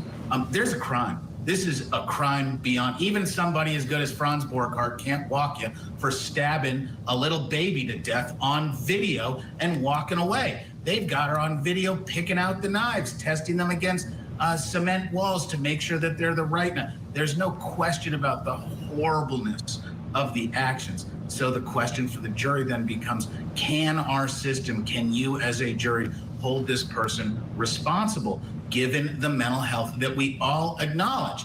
And our system has a variety of different pathways to try to deal with this, to try to let jurors sleep well at night. But this is a hard choice. If you believe that she was incompetent at the time of this crime, there's a lot of reason for you to acquit, because she can't be held legally responsible for actions taken when she was incompetent.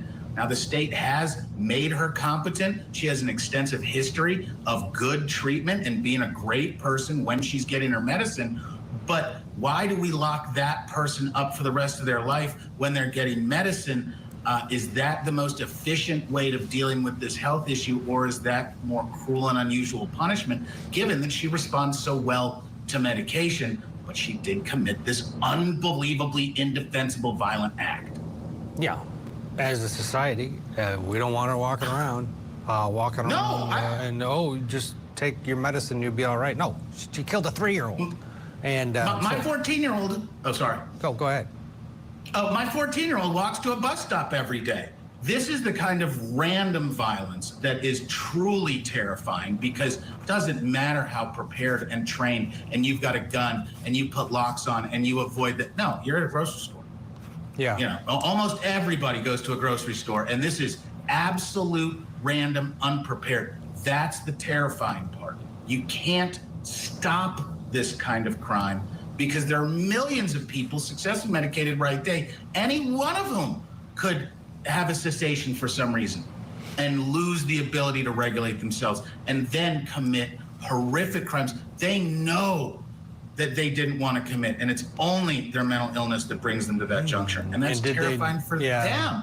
Did she know what she was doing was wrong as the bar, and that is, for a layperson that got a notice in the mail, jury service, now they have to make that very difficult decision. Let's get a break. When we come back, we'll go back in for the cross-examination of this responding officer. Stay with us.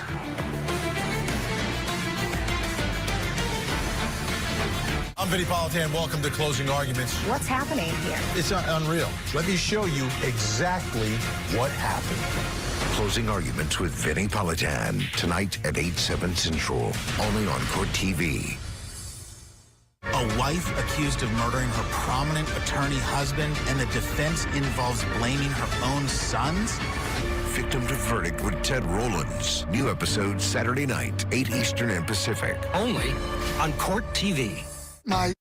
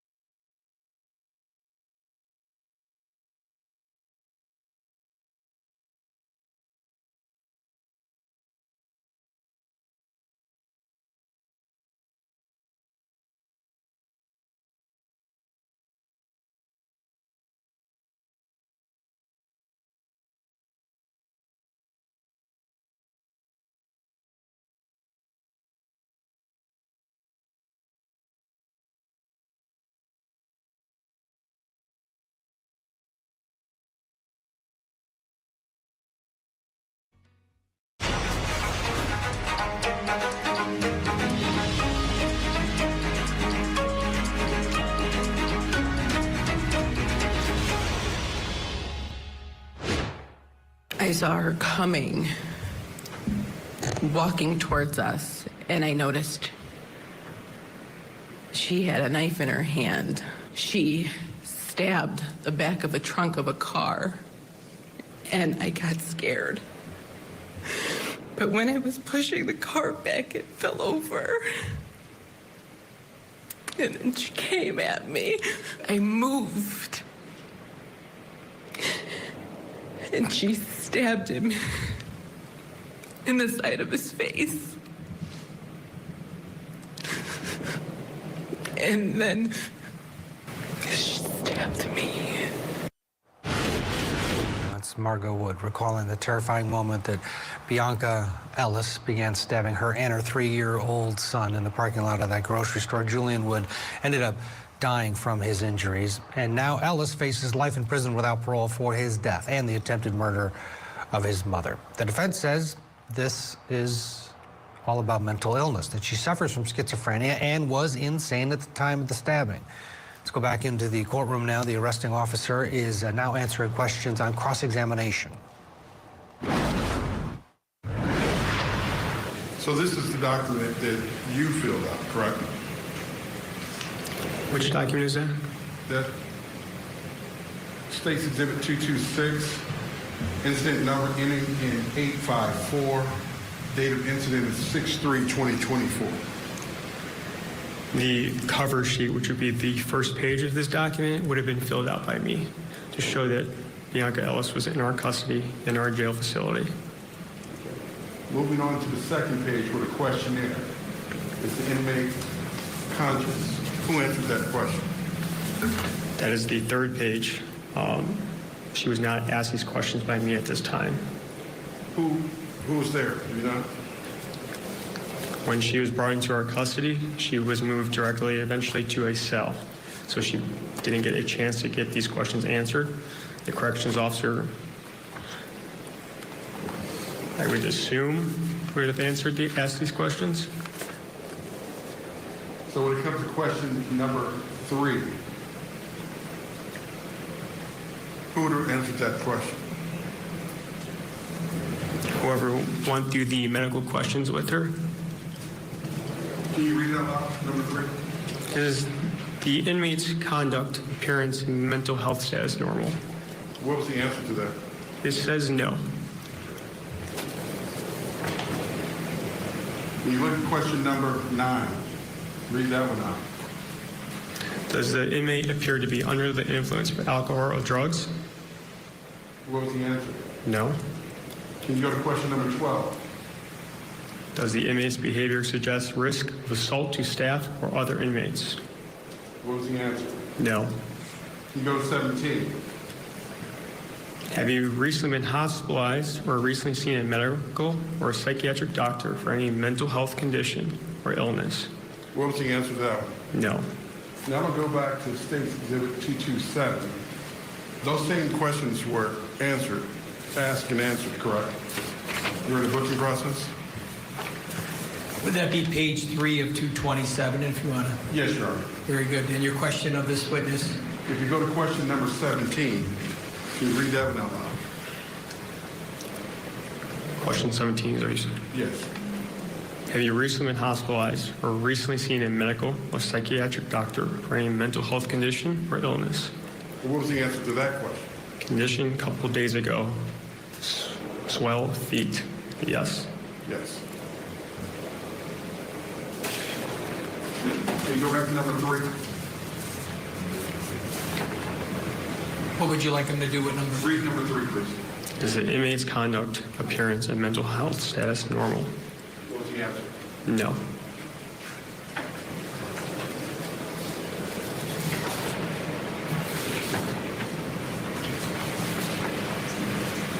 So, based on the nature of this question, this seems like an observation as opposed to a question for an inmate. Is that fair to say? No. No? Some, as far as like number 1, where it says, is the inmate conscious? I would fill that in. But when you go up, when you look at number 3, is the inmate's conduct, appearance, or mental health status normal? Is that something you ask an inmate, or is that something you observe? That is correct. It's something you observe, correct? Correct. So that's something someone in your police department will know, correct? Correct. And when you go to state exhibit number 226, number 3, same question was answered. That's an observation. Is that fair to say, sir? Yes. Thank you. Any redirect of this witness on those questions? Sure.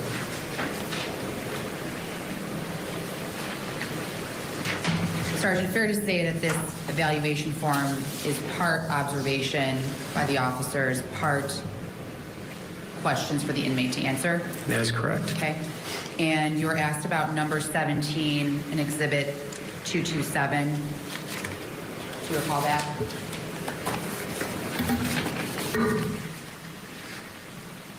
Correct, yep.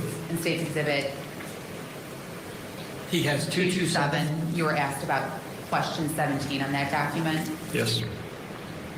and the answer was swollen or swelled feet. That's See correct. that noted there? Would that information have come from the inmate on that day? Yes. Okay. So that is a question, not an observation. Is that accurate, that item 17? Correct. Okay. And you talked about, you were asked about number 3 on State's Exhibit 227. Yes. Is the inmate's conduct, appearance, and mental health status normal? No. Would that have, you were not associated with that arrest, correct? That is correct. And that is an entirely distinct day from June 3rd, correct? May 29th? Could you repeat it again? May 29th. The incident from May 29th associated with this document is a distinct day from June 3rd. Different day. Yes. Okay. And you were not involved with encountering Bionca Ellis on May 29th, right? That's correct. And on June 3rd, when the question asks, is the inmate's conduct, appearance, and mental health status normal? The answer again is no. And that would have been an observation of her made by law enforcement at your station. Is that right? That's not a question that she would answer. Is that correct? That is correct. Okay. And then one final thing. The first question is the inmate conscious. What does conscious mean to you as a law enforcement officer? What are you looking for when you're answering number 1? Alert, speaking, breathing, along those lines. They don't have to be doing all those things. Is that fair to say? That's correct. Could they be sleeping and be conscious for the purposes of this form? If they're breathing? I think you'd be breathing while sleeping. All right, I have nothing further. Thank you. Mr. Johnson, thank you. You may step down. Thank you. Josh Schiffer's still with us. We'll hit it before we get a break. Is this going to be the battle of the experts scenario, a case like this? Because everything that we're hearing so far, depending on the lens that you're watching it through, you know, it's tough to really get anything solid. Yeah, no, that's the dog that's going to hunt in this case, which is we're going to listen to a bunch of medical experts who are fantastic, highly trained, highly compensated. They testify on similar lines all the time and really spend a lot of their career focused on these unbelievably complex mental health determinations. And they love to appear in front of a jury and go, hey, I'm just telling you what the science is, and I'm just telling you my professional experience, even though every viewer of trials knows that there's an inherent bias in every single paid expert that ever testifies. And that makes it hard for anybody to prove something beyond a reasonable doubt or satisfy the highest thresholds. That's why battle of experts very often mean no clear answers or a harder journey towards justice. I think the defense has a lot of good stuff to work with because of the plain openness and the severity of the mental health condition at the time of this just senseless, horrifying, terrifying murder of a little baby. And that's why this is such a hard case. The hardest cases have horrible facts, and applying a lot of them, but then doing something that doesn't match public expectations, that's the kind of case that people struggle with. Because imagine the headline, you know, admitted killer, acknowledged killer of baby gets sent to hospital instead of prison. And there's gonna be this chunk of society that says, no, I don't believe in mental health defenses. If you murder someone, it doesn't matter what's going on upstairs. You can be totally whatever, doesn't matter, go to prison. And that's the mentality that you fight in a lot of the nation. And I'm well, not with the saying jury it's too, wrong. with the jury, a jury member is going to be very reluctant to say not guilty by reason of insanity. The idea of not guilty with this woman doesn't compute. She's guilty. Ask. It's a big ask. And really, you've got 12 people who are going to say, all right, I hold justice in my hands. There's this famous bird story that a famous lawyer just passed, Jerry Spence, used to tell, where the bird is justice and it's in your hand, and you get to decide what to do with it as a juror. And you can crush that bird and kill it and destroy justice if you want, because you're that juror. Or you can let that bird fly and ensure that justice is out there. But it's your decision as a juror. And here you've got a woman who really, I haven't heard anything to the contrary, murdered a 3-year-old. That's really hard to say, to go home and go, wow, yeah, and that's why we sent her to a hospital. Or is that the absolute easiest decision? Yeah, we sent her to a hospital. She stabbed a baby. Yeah, gotta put that bird in some sort of cage with some help, because this is a worst case scenario if you're a juror in this case. I don't know. Complete nightmare. All right, let's get a break. When we come back, patrol officer is next up to tell the jury what he or she witnessed. We'll find out what that individual has to say next. Stay with us.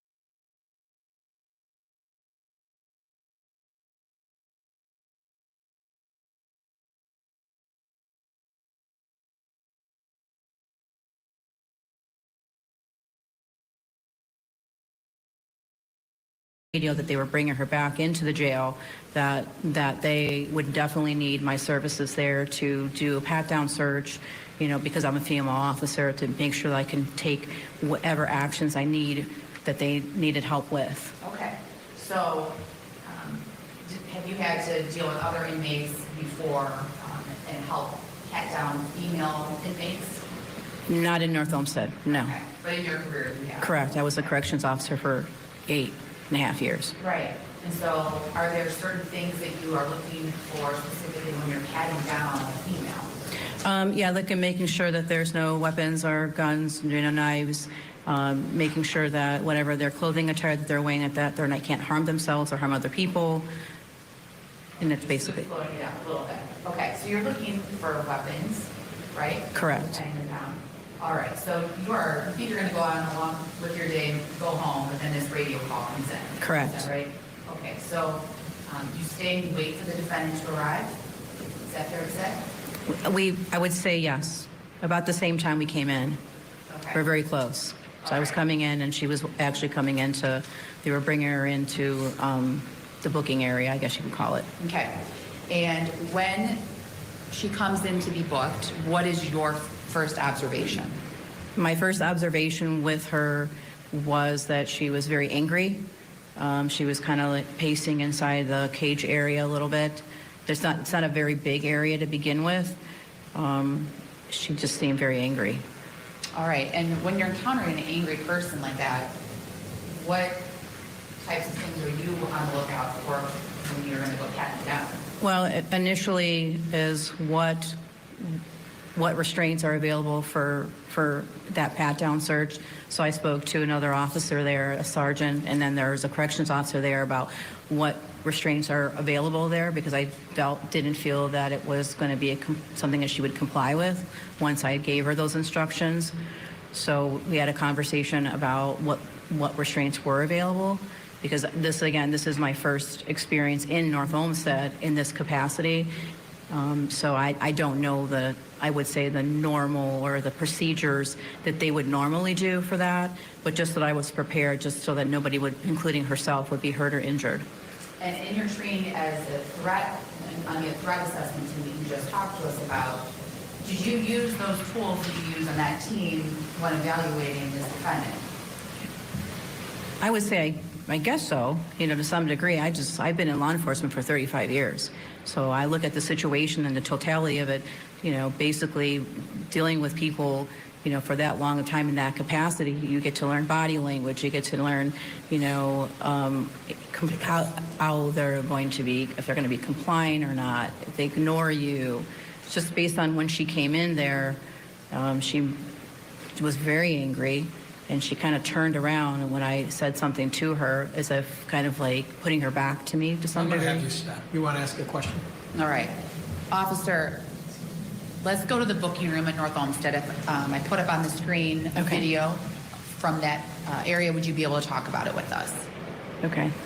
Yes? Yes. Okay. So this is marked as State's Exhibit 206. And I don't think there's any audio at all. Let's start at the very beginning. Officer, do you recognize what I put up on the screen? I do. Okay, and what is that? That would be like the booking area for the North Olmsted Police Department jail. Okay. All right, let's get a break. When we come back, we'll watch that together as we continue our coverage.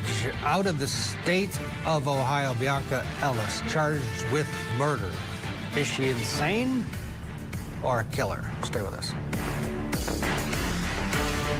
This week, We're spotlighting the biggest cases that are trending in true crime. Plus, we're being a voice for victims as October is Domestic Violence Awareness Month. opening statements with Julie Grant. Mornings at 8/7 Central on Court TV. A wife accused of murdering her prominent attorney husband, and the defense involves blaming her own sons? Victim to Verdict with Ted Rollins. New episodes Saturday night, 8 Eastern and Pacific. Only on Court TV.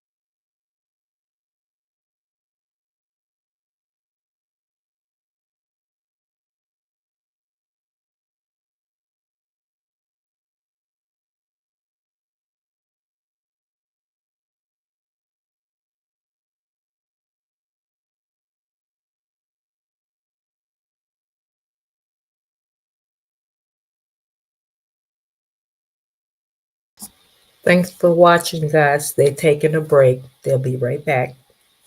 They're taking a little break. Thank you.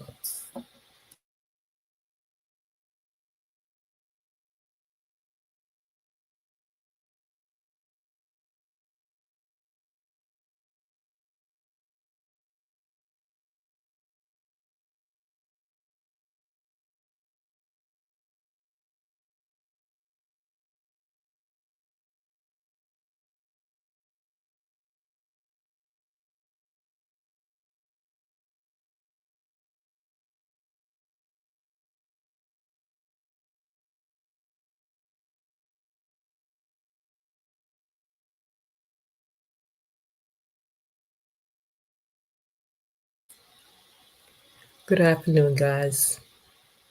When the mother got up and stated that Miss Ellis stabbed her son in the back, be honest, guys, I started crying. It had to hurt her knowing that she couldn't protect her own child. She couldn't save her own child, guys. No mother should ever have to go through that.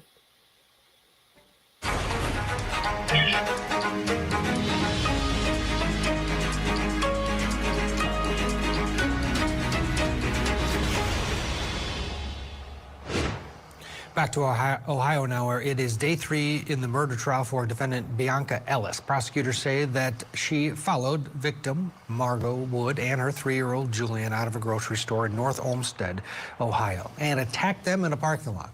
Julian suffered fatal stab wounds while his mother was injured. She did survive, testified at trial. It's hard, but she did it, obviously. This is not a case of whodunit.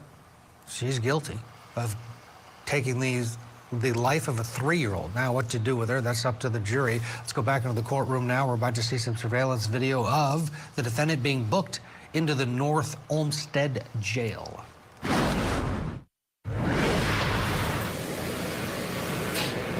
Pressing play. Stopping at 3 seconds. Who is on the screen? That is looks like the defendant. Just a couple things. What's the exhibit 206? Yes. Very good. And how long is 206? It's 19 minutes in total, Your Honor. I'm not playing more than a minute and a half. Thanks so much. Okay, go ahead. Okay, from this perspective, officer, who do you see on the screen? The defendant and the corrections officer that was on duty that day. And do you recognize the defendant in the courtroom today? I do.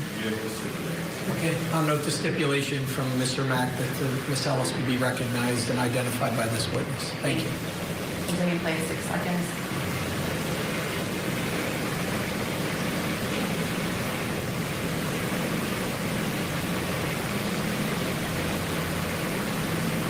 Now, officer, is this before or after you pat Ms. Ellis down? This is before.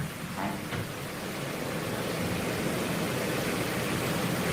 So you had not yet encountered her? No. Okay. And where do you pat down inmates at North Olmsted? For myself, this is the first one I've done in this situation since I've been in North Olmsted. So I chose, once you get out of this room, there's a small, you can see on the camera, there's a small hallway there, and the cells are on your right. Okay. So we went into the cell area, and once we were in that area, that's when I did the pat-down search in there. All right. I'm going to let that play while I just ask you a couple questions about that. When you bring the defendant back into that area you just described, do you have any conversation with her? I did. Okay. Can you tell us about that? I explained to her that I was going to be taking her items of clothing from her. I'm going to stop for just a minute. So either you're going to pause or move or talk, because I have some jurors watching. Okay. Not paying attention. Understood. So, I'll stop the video. thank you. Please tell us about the conversation that you had with the defendant. I explained to her that I was going to be taking her clothing and that I was going to, pat her down. I asked her if she had any guns, weapons, or knives on her. She didn't verbally say anything to me at that point. All she did was look at me like she was very angry. And she's handcuffed at this time, too, as well. All right, so did she make any indication to you that were responsive to the questions that you asked? No, not verbally at that point. She did comply with walking into that room as I had directed her to. Okay. She seemed, in my opinion, like she understood because she did what I told her to do. Okay. We'll jump ahead to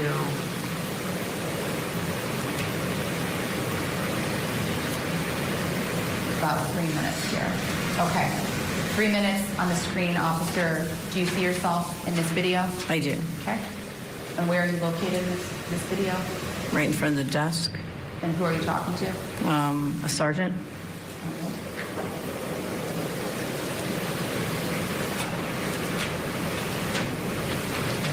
And you have gloves on, yes? Correct. Why is it important to have gloves? Because of the evidence I was going to be taking from her and for officer safety. And at this point, were you going to be changing her into different attire? Providing her with different clothing? I'm sorry? Were you going to be providing her with different clothing after performing this? Yes. pat-down?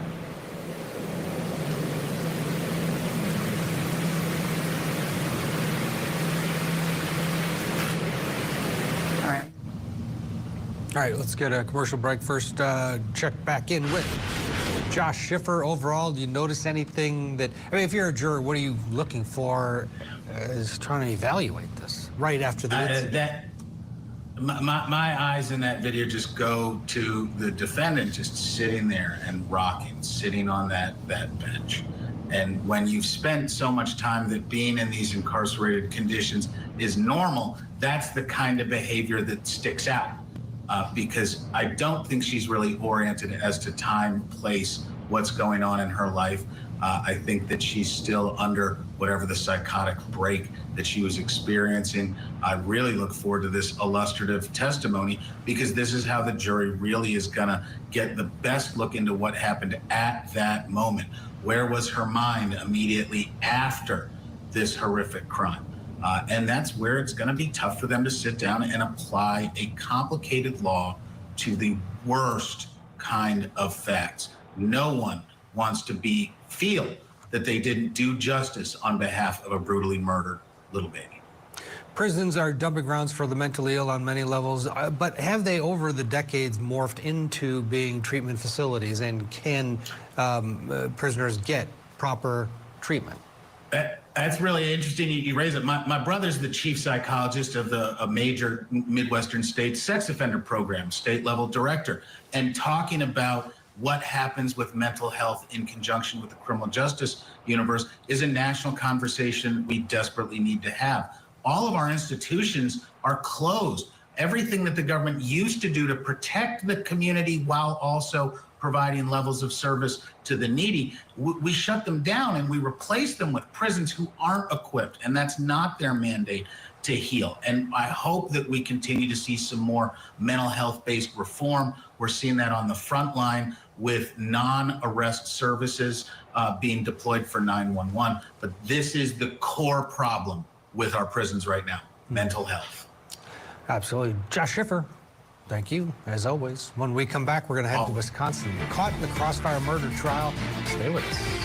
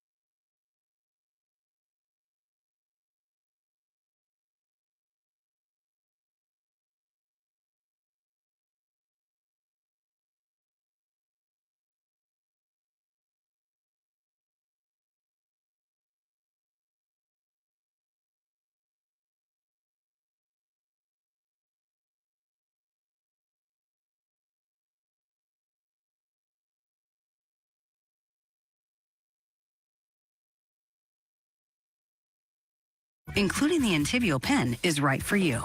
Got focus and Entivio.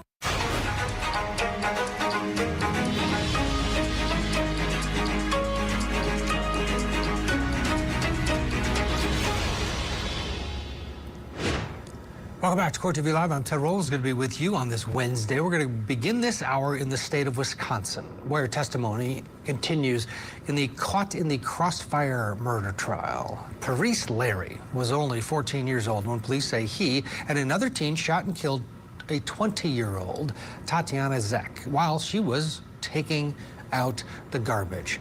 Investigators say the teens meant to shoot someone else, but hit Zek instead. 2 others were also injured in the shooting. The other teen, Antonio Johnson, pled guilty to murder earlier this year. He's awaiting sentencing. Before we go into court, here is Court TV crime and justice correspondent Matt Johnson with a look at the case against Parise Larry. Parise Larry is facing a potential life sentence for a deadly shooting that happened when he was 14 years old. Larry was charged as an adult, along with Antonio Johnston, for shooting more than a dozen times at a group of people outside a Fond du Lac, Wisconsin apartment complex on May 7, 2023. Unfortunately and tragically, one of the victims has passed away this evening. It's the 20-year-old female has been confirmed that she has passed away. 20-year-old Tatiana Zek, who also went by Toddy, was taking out the trash following a family barbecue when she was struck. You're going to hear about the impact of those 14 gunshots. Tatiana Zek was in, and you'll see a video of this as well, in the parking lot of the Maplewood Commons between 2 of the buildings with a group, and a bullet struck her in the head, and she died from a single gunshot wound. 3 others were also injured in the shooting, including the intended target, according to police. Co-defendant Antonio Johnston pleaded guilty in January to 1 count of intentional homicide and 8 other charges. He's now awaiting sentencing. If Larry is convicted, the now 16-year-old could spend the rest of his life behind bars. Let's go into the courtroom now, where a detective who interviewed the surviving victims is now on the witness stand. It's fated to be utilized for the truth of the matter asserted. Go ahead if you want to re-ask your question, Attorney Tony. What did you relay to the family at St. Agnes Hospital? That there was a death. I had to show a photograph of Tatiana to her father to confirm that that was indeed his daughter, because we had not had a positive identification. And I advised him that his daughter was dead, that she died of a gunshot wound to the head. And without getting into what anybody told you, can you describe any reactions that you observed from the family? I object. It's not relevant. Attorney Tony, any response? I think it's relevant based on the investigation, and certainly the identification of the individual is relevant. I'll overrule the objection. You can answer, Detective. Mr. Wortham, the father, and everybody started to cry, identifying that that was his daughter and why was she taken. Thank you.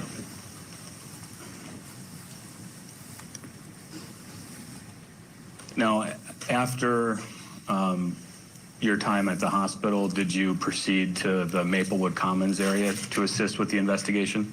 Yes. And was that still on May 7th of 2023? Correct. And do you recall, if you can, approximately what time you would have then arrived at the Maplewood Commons area? Just shortly before 10 a.m. I think my first body cam video was activated right around 10 o'clock. And you said 10 a.m. Did you mean p.m.? 10 p.m. Thank you. And what was your initial responsibility then upon arrival? My responsibility was to process the scene that was pointed out to me by those that were first on scene from officers. And are you also familiar, have you used Google Maps in your capacity as a law enforcement officer? Yes, sir. And are there measuring functions that are available through that? Yes, sir, there are. And have you found that to be accurate and reliable through your use of it? Yes. And were you tasked with performing any measurements in relation to Maplewood Commons in the area of Tyson Middle School? I did. And I'm going to, Your Honor, requesting permission to publish Exhibit 7. Any objection? No. Go ahead. Have Exhibit 7 up on the screen, Detective McCulloch. What I'm going to do is freeze it on the screen and bring a copy up to you.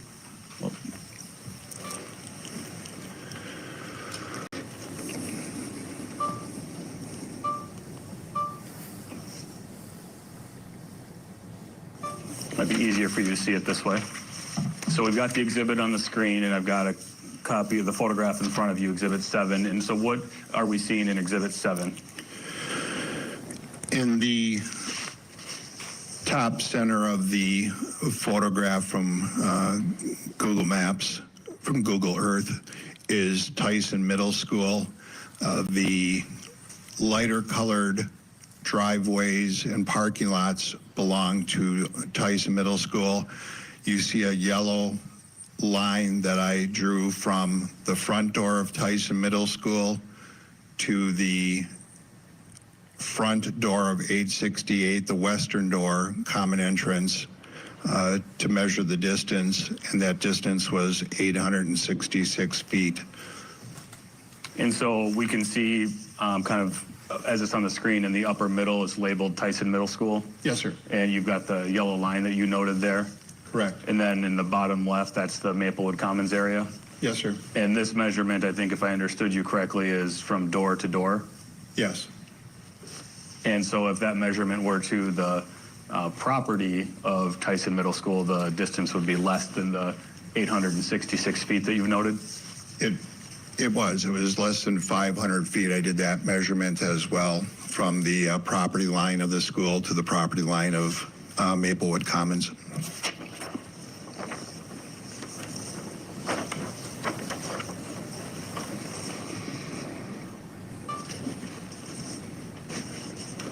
And were you tasked with collecting items of evidence while on scene?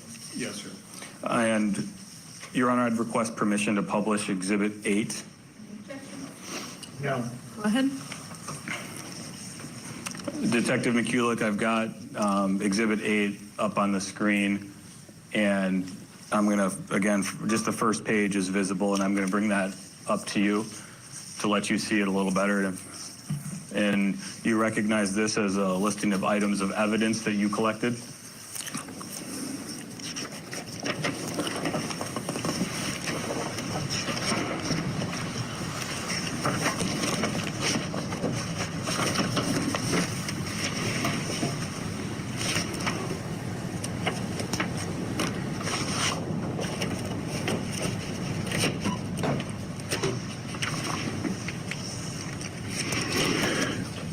Yes, these appear to all be the pieces of evidence that I collected. And I'll leave that up by you for now, and we'll be coming back to that. And, Your Honor, it might be helpful to dim the lights with some of the photos that are going to be shown.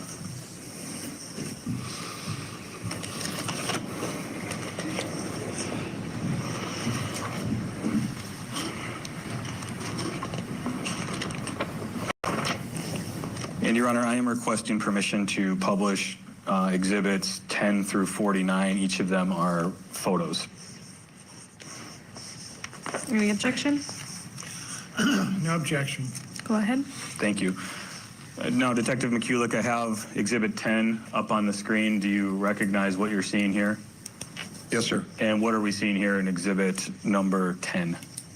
That was a fired bullet that was found in the driveway at 1267 Martin Road. I object and move to strike that as being hearsay unless there's a foundation that this witness found it. I'm going to strike it for now. Attorney Tony, you can circle back. How do you recognize this item? The address is in my handwriting, and that's where I found or recovered the bullet from, and I took a photograph of that bullet with scale. And so you collected this item from the 1267 Martin Road? Yes, sir.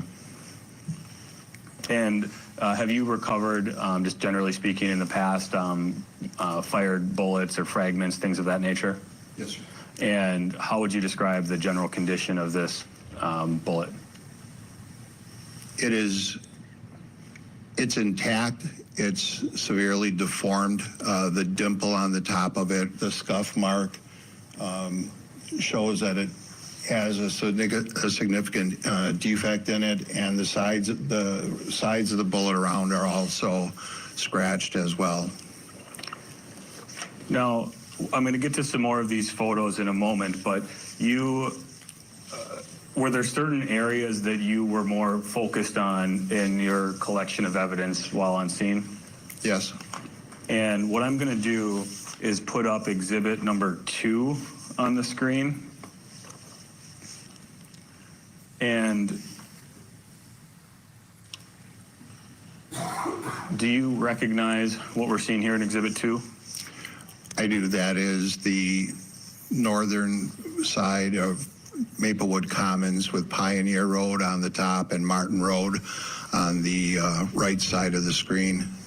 868 is the top building. 880 is the building on the left, and 894 is the building that runs east and west, still in that same parking lot area. And so are the areas that you focused on evidence collection visible in this image? They are. And could you just come down and point out to the jury where those are and just describe the general location? I'll give you the microphone. The area that I oversaw, this is 868. There's a common door here. 868 also has a common door on the west side of the building. I concentrated on the property or the evidence inside that room. This entire area was taped off, and I handled everything in the parking lot and the building itself. Thank you. And were there other officers that assisted with other evidence collection on scene? Yes. And do you know I'll have you grab a seat first.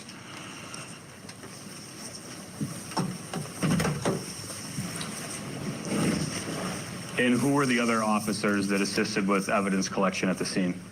Detective Chevremont and School Resource Officer Sandra O'Donnell both came in and handled the 894 building and handled any cars that were impacted by bullets. So I'm going to just zoom in here with exhibit 2 up.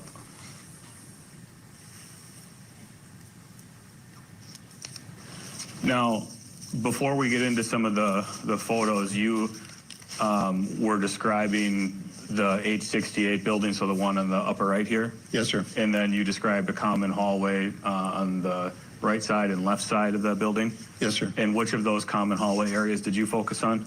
The left side, which is the farther west towards me, I focused on that hallway. And were there any items of note that you observed in there that you ultimately collected as evidence? Ultimately, in the hallway, I collected 2 fired cartridges, a cloth satchel, some loose marijuana that was on the floor, a knotted baggie, sandwich baggie that's commonly used to hold drugs, and then on a stairwell, maybe on the 3rd or 4th stair up, there was a wrapper for, I believe, a Swisher Sweet cigar that I believe was in play. And then you also, if we come outside of the building of that hallway. Little weed, Swisher Sweet, that's a blunt. Let's get a break. When we come back, more of the case against this man, Paris Larry in Wisconsin. Then we're going to switch gears, staying in Wisconsin, to this woman, Taylor Schabusiness, in court today. We'll see what happens. Stay with us. My 2 best friends were just murdered. Join me for a court TV. 16 feet by 4 feet that you can see jutting out in front of the door just before the sidewalk. and I collected items from that on top of that concrete as well. And based on your training and experience, were any of those items consistent with being involved in a shooting? They were. And what were those items? Those were 10 fired cartridges, all 9mm, that were on the concrete outside, immediately outside the door. And so there were 10 fired cartridges or casings that were located outside that hallway area? Yes. 2 that were inside that hallway area? Yes. So that's 12 so far? Correct. Were there any other casings or cartridges that you located in the parking lot area of what you described where the vehicles were? You can see the sidewalk that goes from the entrance door out to the parking lot, the concrete walkway. About 38 feet out from that door, I found one more fired cartridge that was also a 9mm in the parking lot as well. And so that's 13 casings or cartridges now? Yes, sir. And did you personally collect or locate any other casings on scene at Maplewood Commons? I did. Could you, and is that area visible on Exhibit 2 that we're looking at right now? Yes, sir. And why don't you, I'll just have you come down and point out that location. You can grab a seat and then describe it.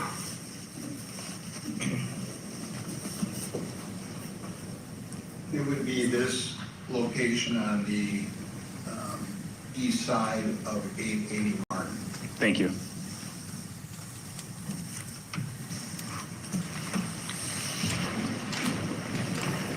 And so that would be a total of 14 casings that or cartridges that fired cartridges that were found on scene? Yes, sir. And were there any other fired cartridges or casings that you located on scene? No.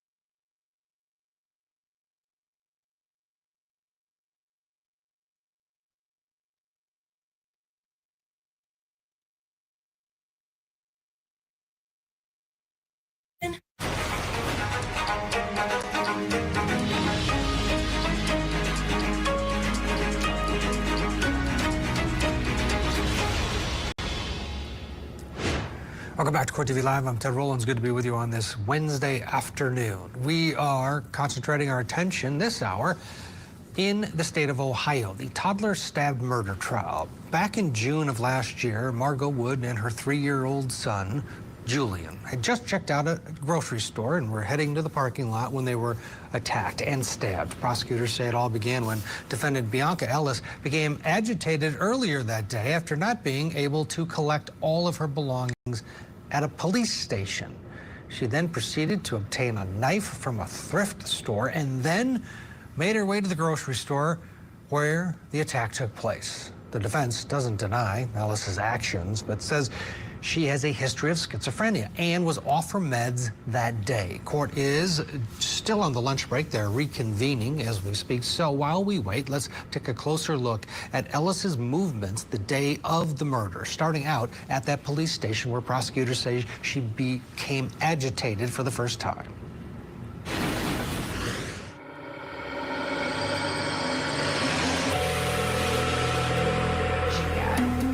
Are these items we're seeing here on the screen? Yes.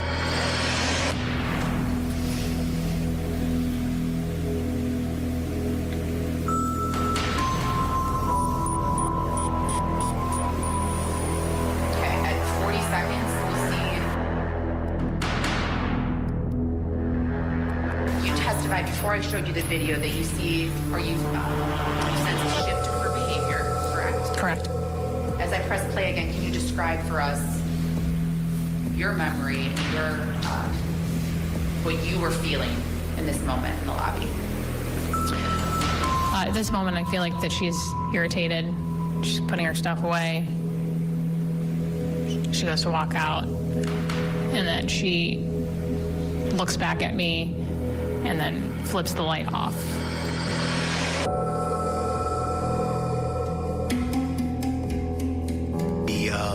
The kitchen knife area aisle where you could observe Miss Ellis now sifting through the knives.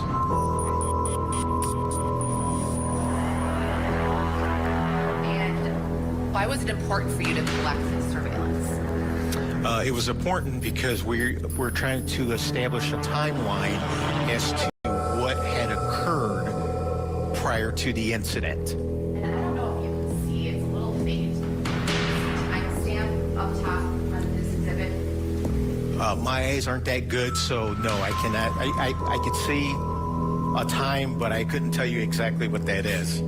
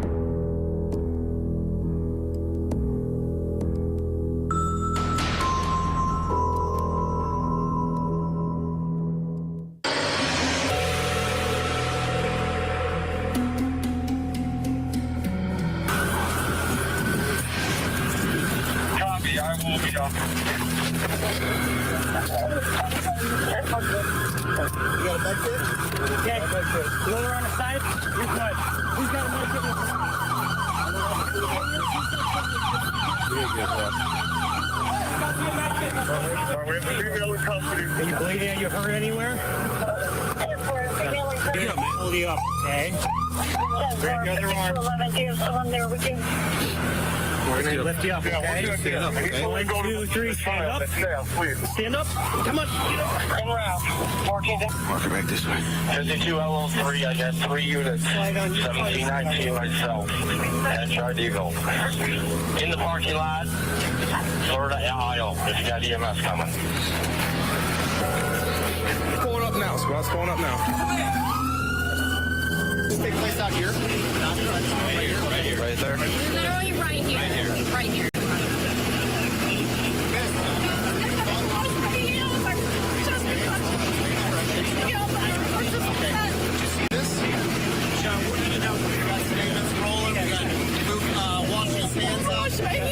We have him grabbing his camera. We gotta secure this area right now. Yep.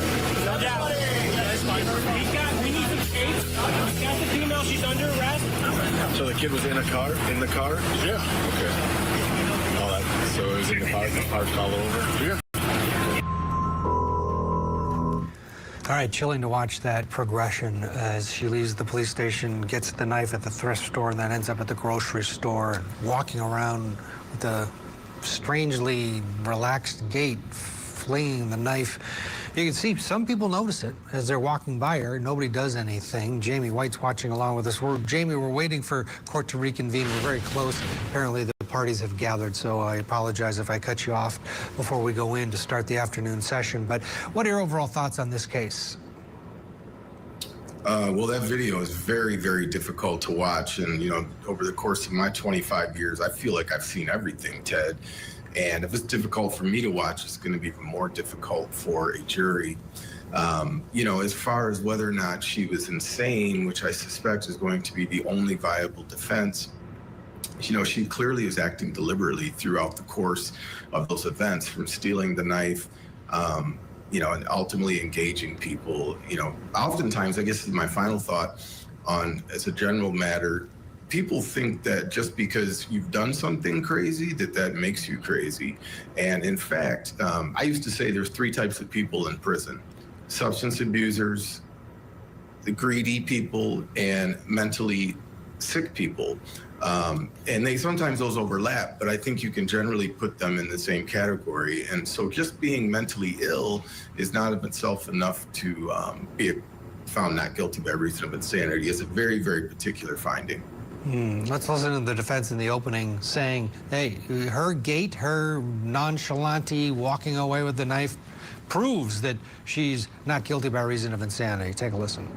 And it is true that whatever's going on in her mind, whatever's going on with her mental illness, the evidence will show that she got behind Ms. Wood and her child, Julian,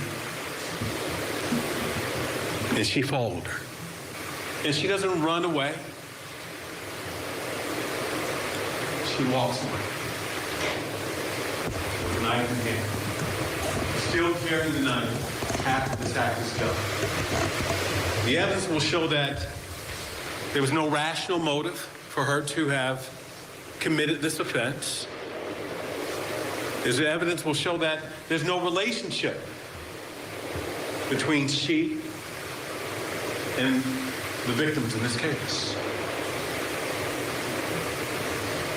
She still has a knife in hand at the time that the police confronts her. Jamie, the defense, to your point, is she did it. We know she did it, but we think that she was legally insane at the time of the stabbing of this little boy and our mother. Do they have a case?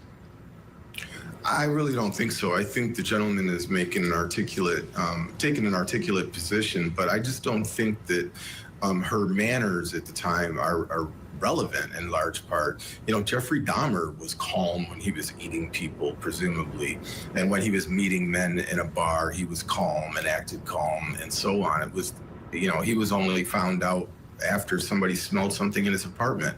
So, and there's comparisons all over the universe that we can find where, again, people are in prison, having done some really, really crazy things. Again, stealing the knife for me is a big problem for the defense. It's a deliberate act. And, you know, one thing that they weigh heavily is whether or not the defendant knew right from wrong at the time they committed the act. And I think the deliberate nature of stealing the murder weapon clearly shows she knew what she was doing was wrong.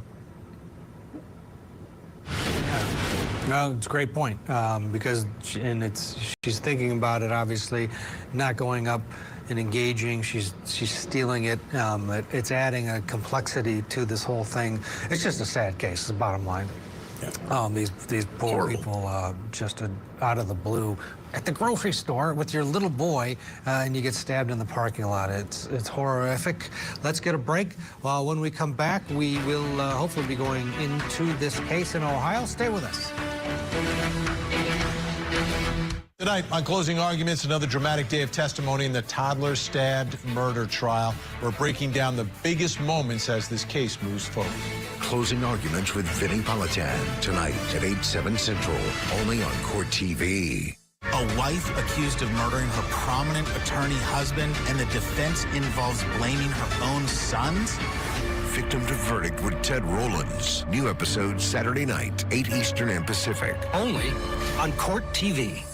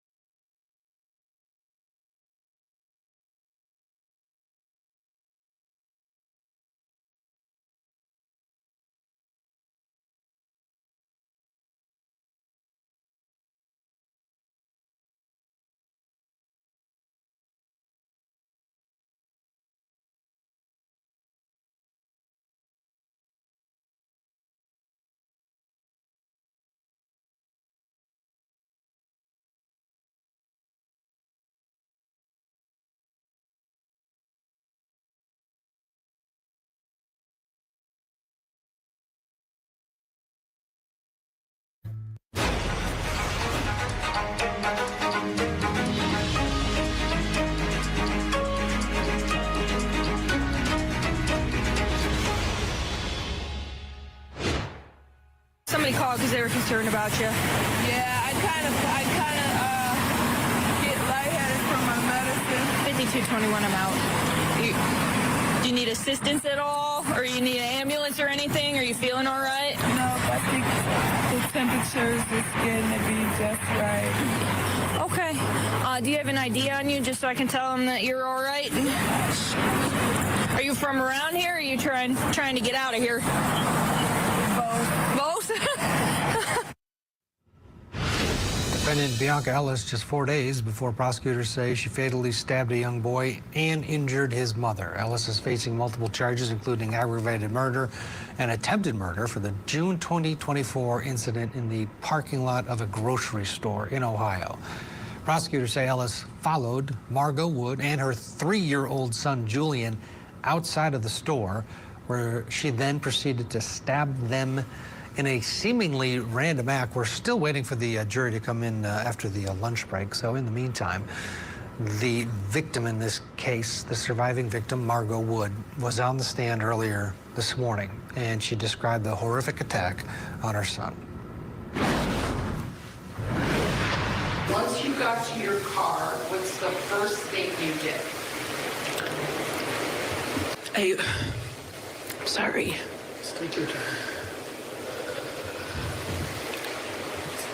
I went to open my trunk.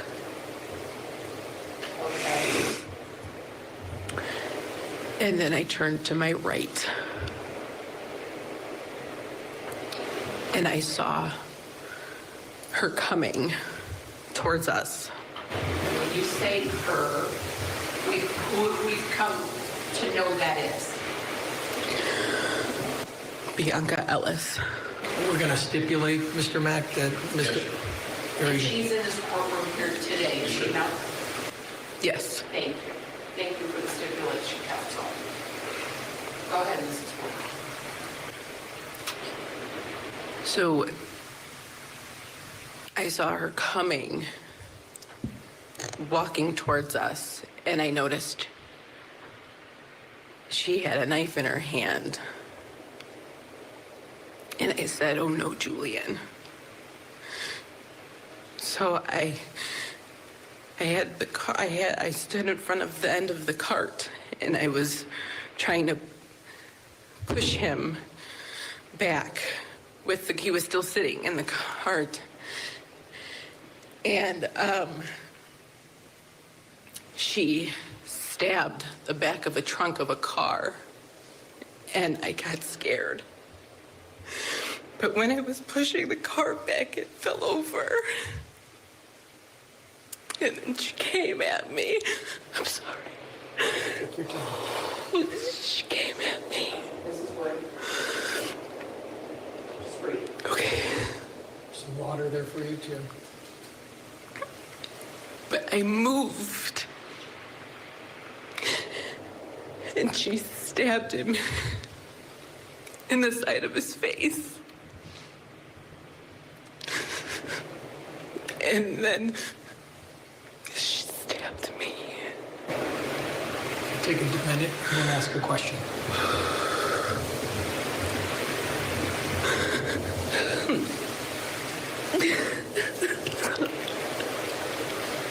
Some Kleenex to the left of you.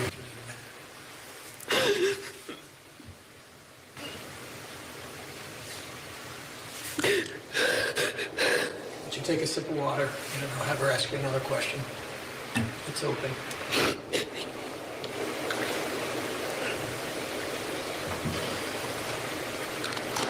Ms. Frawley? Yes, Your Honor. Thank you. So, Ms. Wood, when she stabbed you, what did you do or what did you say? Didn't say anything. I was just... I couldn't believe this was happening. It was so fast. I was just trying to, so she wouldn't hurt it. And what happened next? And then she stood up and stabbed him in the back.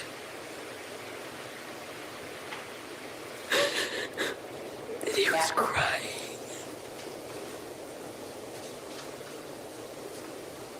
He was crying. After she stabbed him in the back, what did she do next? She just walked away.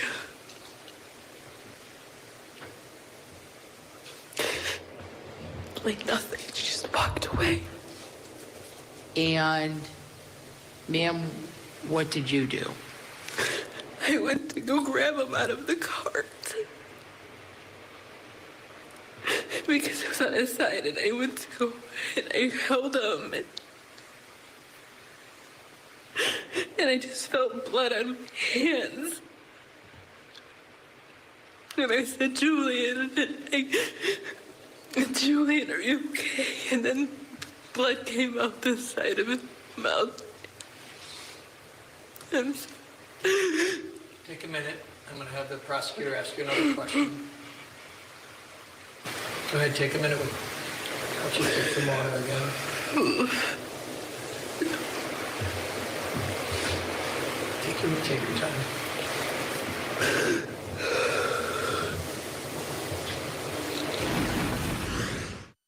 Mrs. Wood, once you were experiencing this with Julian, were you calling for help? yes, And were you in fact screaming for help? yes, Did folks start to come around you? they did. And did there come a point in time that somebody came by and took Julian and tried to help Julian? Yes, Did she indicate at the time she was a nurse? she did. Okay. And did other folks come and surround you and try to help you as well? Yes, And ma'am, where were you stabbed? on the top of my right shoulder. All right. And did you have to seek medical care? I did. Were you taken to the hospital as well? I was in a separate ambulance. All right. So once the defendant walked away, did you see her again? No, And so did there come a point in time that the ambulance came and took Julian? yes, And were you able to contact your husband to come to the scene? I did. Right? And did he come? He did. And did both you and Julian end up at the hospital? Yes, In separate rooms? yes, And did there come a point in time that you were then notified of his death? yes, yes.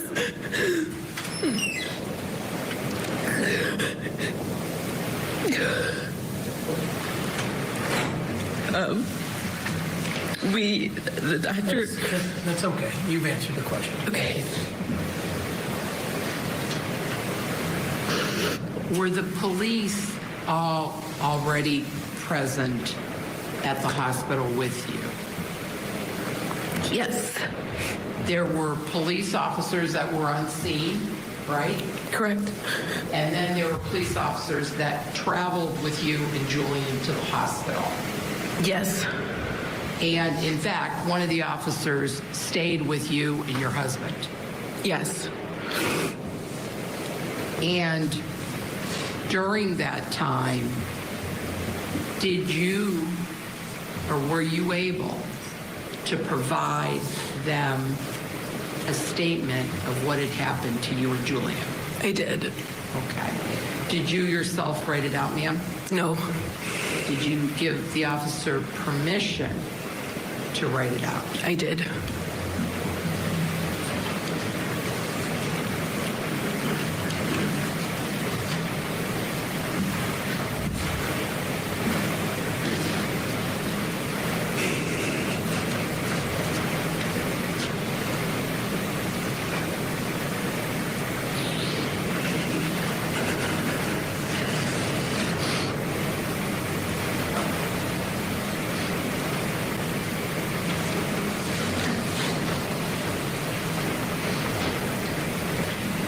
Mrs. Wood, while you were at the hospital, did they provide you medical care? Yes, And did you have to have any stitches or anything with regards to your injury? I received 4 stitches. And that was on your shoulder? Yes. All right. And the hospital that you went to was St. John's? Yes. Okay. Part of University Heights University Hospitals? Yes. Julian Wood's mother talking about her son's death and her injury and what happened, the chaos that she endured in that grocery store parking lot. Let's get a break. When we come back, we'll be heading to the courtroom. We'll be showing portions of testimony from the afternoon session, which is underway. Jury's back. A patrol officer is coming up. Stay with us.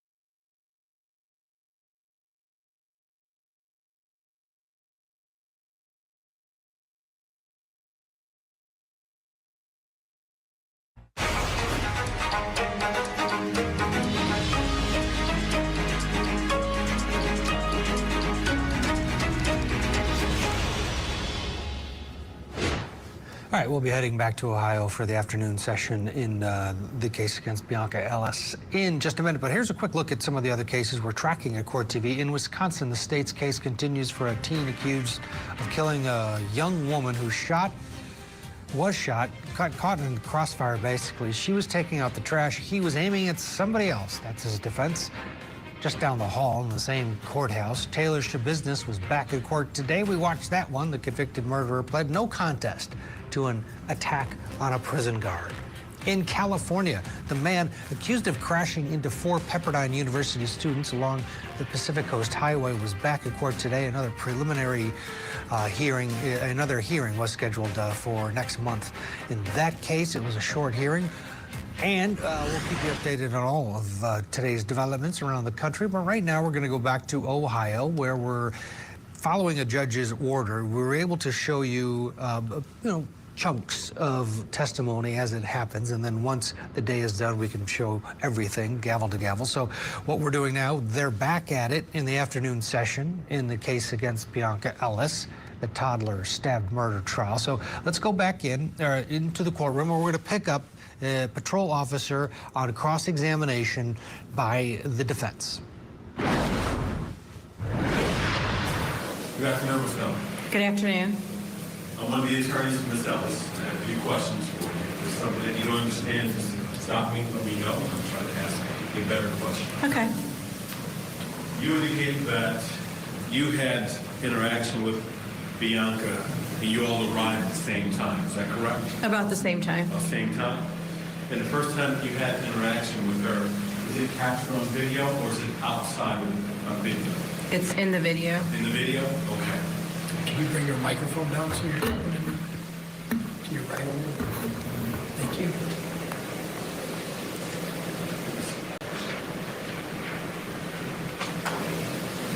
You indicated that she was angry with you. She acted angry. Is that correct? Yes. Okay. Is there anywhere on the video that she shows any kind of aggression or anger that you can point to? Not in that video, no. Not in the video.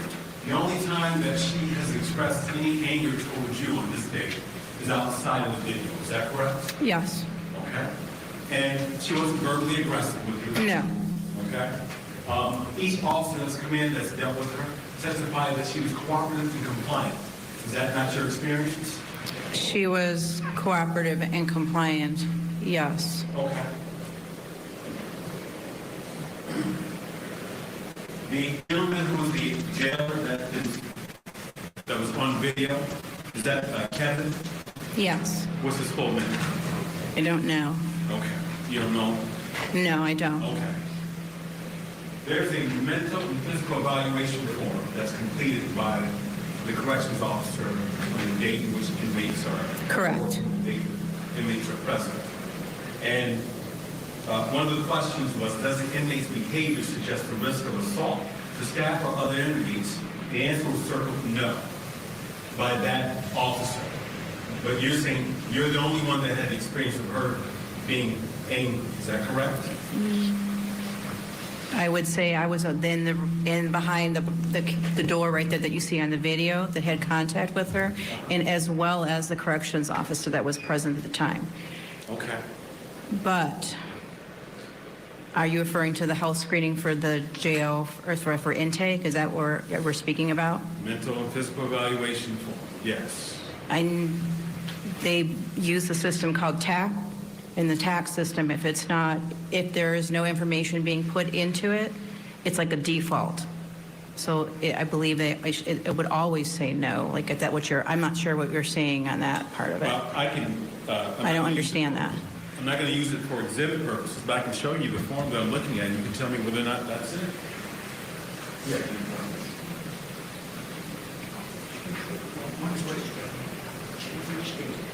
Well, I think it's the same form for each state. So 6, 3, and 5.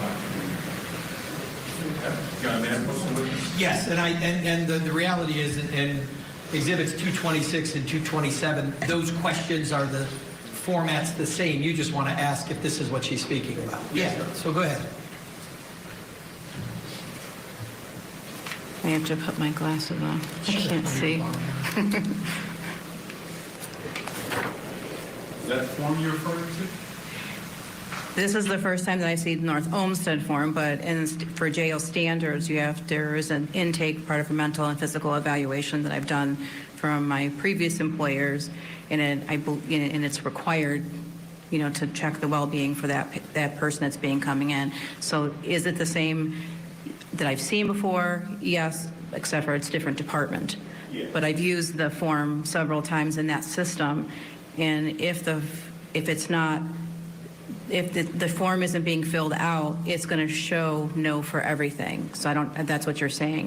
There's not going to be nothing there. Look at the... I see the first one, yes. Let a question be asked. Go ahead. Let's take your time. Listen.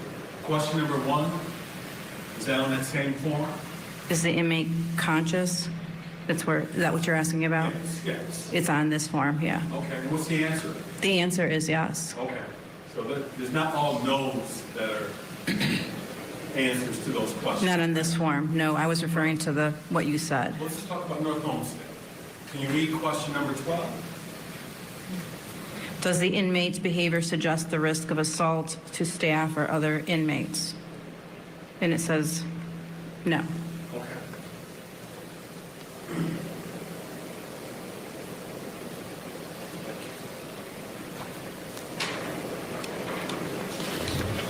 When you say that she was angry and that she didn't verbally express anger to you, if she didn't make any kind of signs with her hands or any gestures, how is it that she expressed that anger to you? Once we got out of the booking area that you see on the view of the camera, we got towards the cell area. I explained to her that I was going to pat her down and that I was going to be checking to see if she had any guns, weapons, or knives, and I asked her that. Deep breath, just to slow down. And at that point, she kind of there's not that much room in there, but had kind of pulled away a little bit, backing into a cell. There's the cell's right there. She's standing in front of the cell, and then it's me standing in front of her. And I think, at that point, it's been a year ago, I think that's at that point when it first started with her. She wasn't complying when I was telling her I was going to be telling her what to do at that point. So she was not complying? No. Okay. I think initially you said she was complying. In the video, yes. Okay. In that part of the video, I had what you saw is the contact I had with her. Okay. I thought you were asking. All right, snippet of the cross-examination of this officer on the stand in the afternoon session there. Jamie White's with us, and defense attorney really wanted to explore her description, I guess, of the defendant as being angry, where we did see video of her where she's just kind of in that cage, and he's really pushing on this, again, because these jurors are put in a unique position. They're trying to determine the person's mental health through testimony, video, and what's your take on this tact that the defense attorney is going with here to try to make this officer back off of her angry assessment? Well, I definitely think it makes sense for him to do so, and it appears that his strategy was to potentially get her to say something that was inconsistent with what was seen on the video.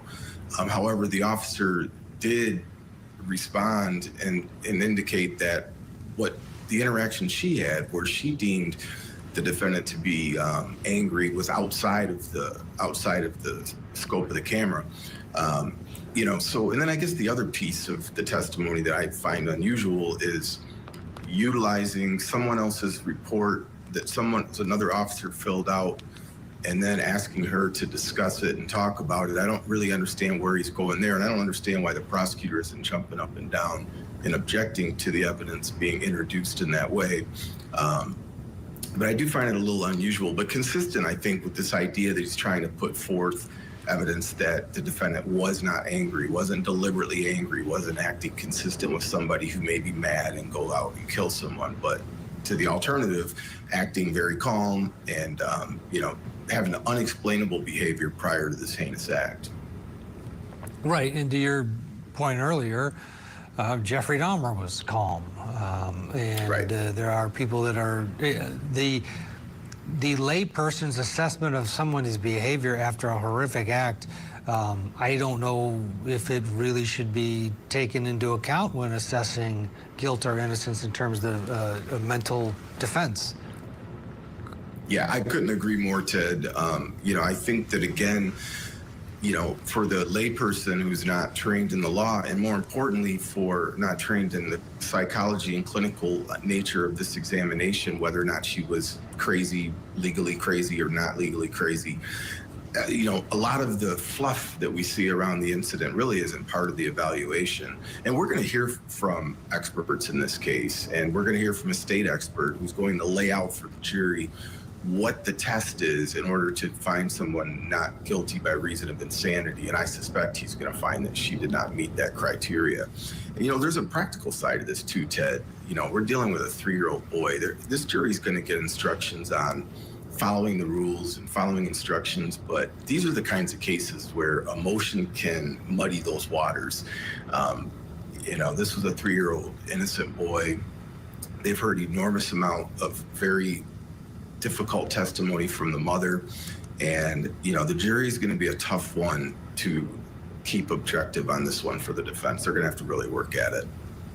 Yeah, we were talking earlier, the odds of a juror, or especially unanimously saying, yeah, I say we find this lady not guilty by reason of just the words not guilty when a 3-year-old is dead. They've seen the video, they've seen all of it. It's to your point, very large mountain for the defense to climb, and we'll watch it play out. Let's get a break.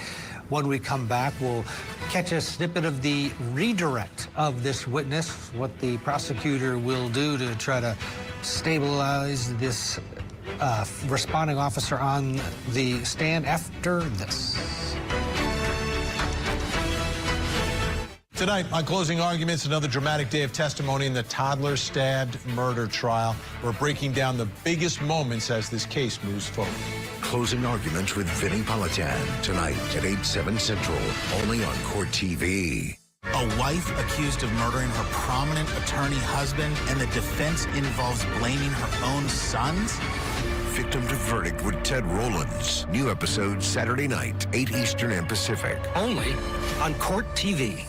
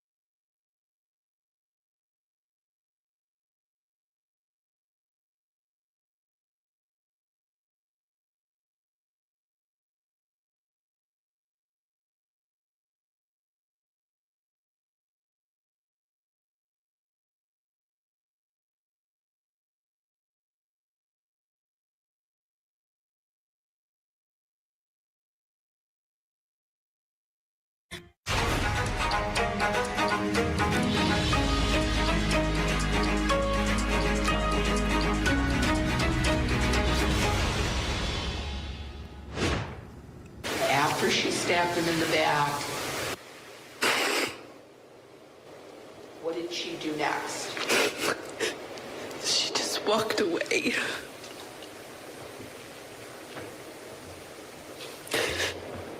Like nothing, she just walked away. What did you do? I went to go grab him out of the cart.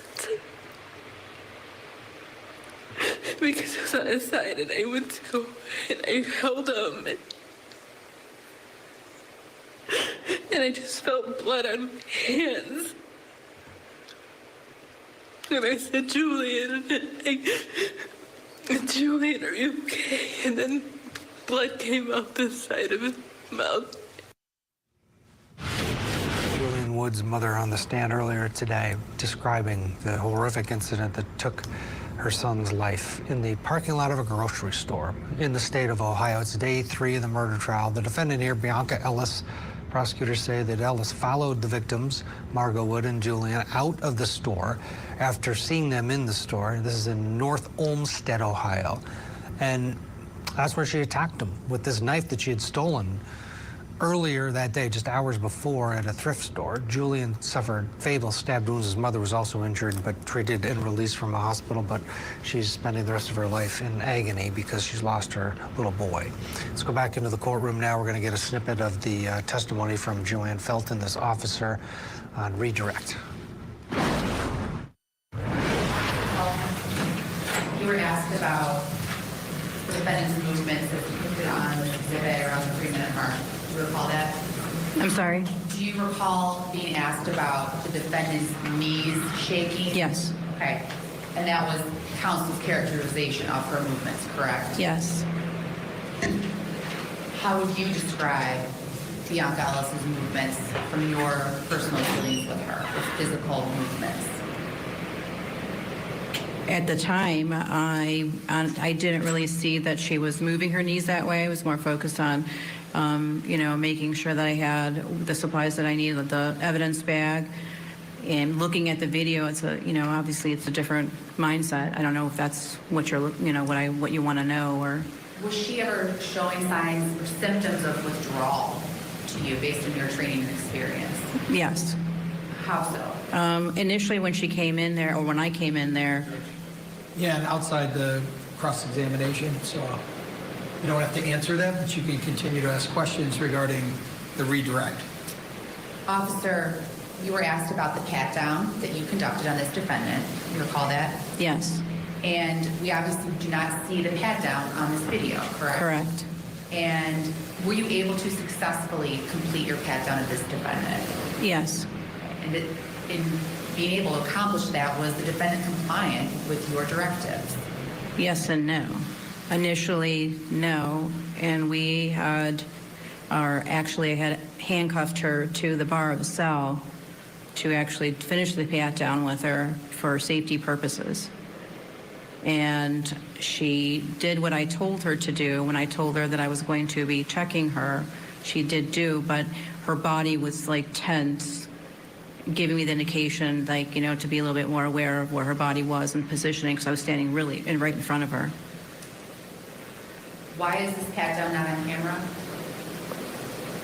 I don't have an answer for that one, other than there's probably because the situation as a female officer and a female there in that area, we're doing a pat-down, we're taking clothes from her, and she's not dressed. Your role in this case, obviously, is limited to this interaction, right? This pat-down. Correct. Okay. Is it unusual to not write a report based on that limited interaction for this pat-down purpose? No. And when you talked about her changing clothing, you recall that questioning? Correct.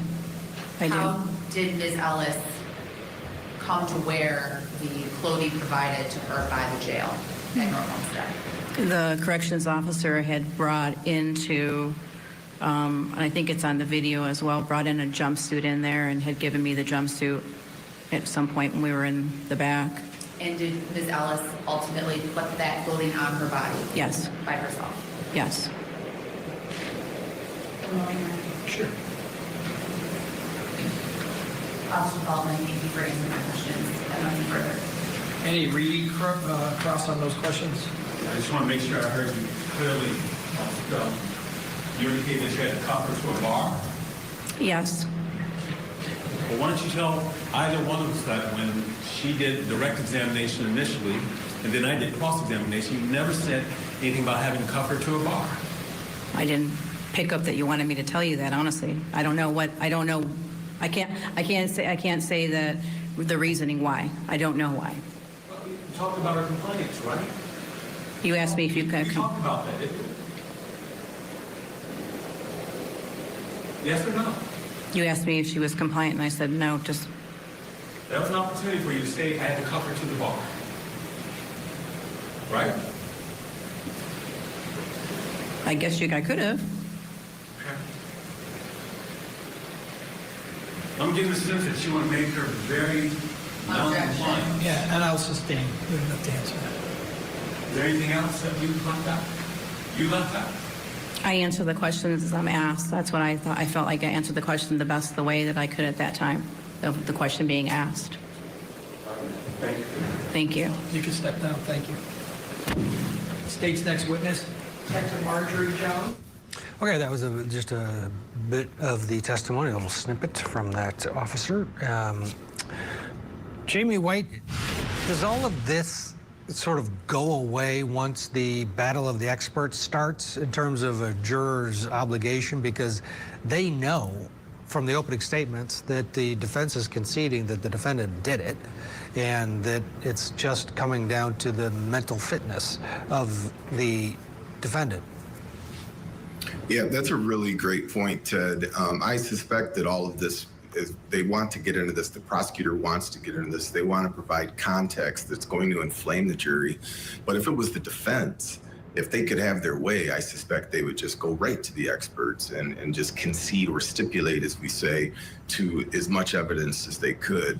But there was something interesting that happened at the beginning of redirect, and there was a question about whether or not she was in withdrawal. Now, she wasn't allowed to answer that question, but I do think it's a little bit of a mirror into, a little bit of a window into what we're going to hear from the prosecuting attorney, because voluntary intoxication or some sort of psychosis that's induced as a result of intoxication, if it's voluntary, it really dismantles any argument that they were not guilty by reason of insanity.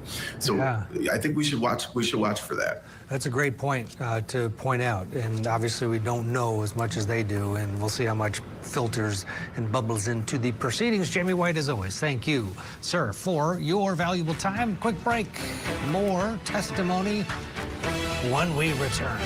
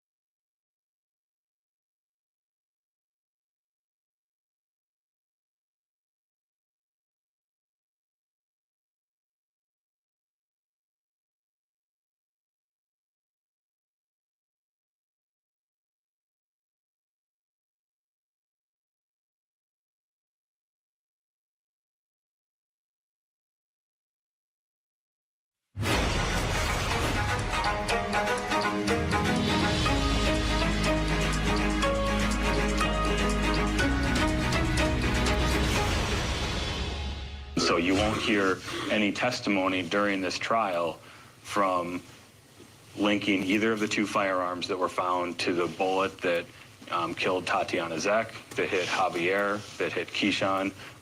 You won't hear any testimony because of all of the rounds. The condition of them was too damaged or lack of markings to be able to match. Keyshawn Johnson was the intended target of the shooting, and that Tatiana Zek ultimately was the one that had the bullet strike her in the head, killing her.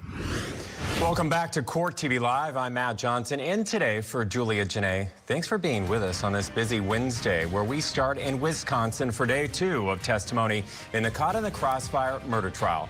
Parise Larry was just 14 years old at the time when police say that he and another teen shot and killed 20-year-old Tatiana Zek as she was taking out the garbage. Investigators say that the teens had meant to shoot somebody else but hit Zek instead. 2 others also injured in that deadly shooting. The other teen, Antonio Johnston, pleaded guilty to murder earlier this year. He's awaiting sentencing.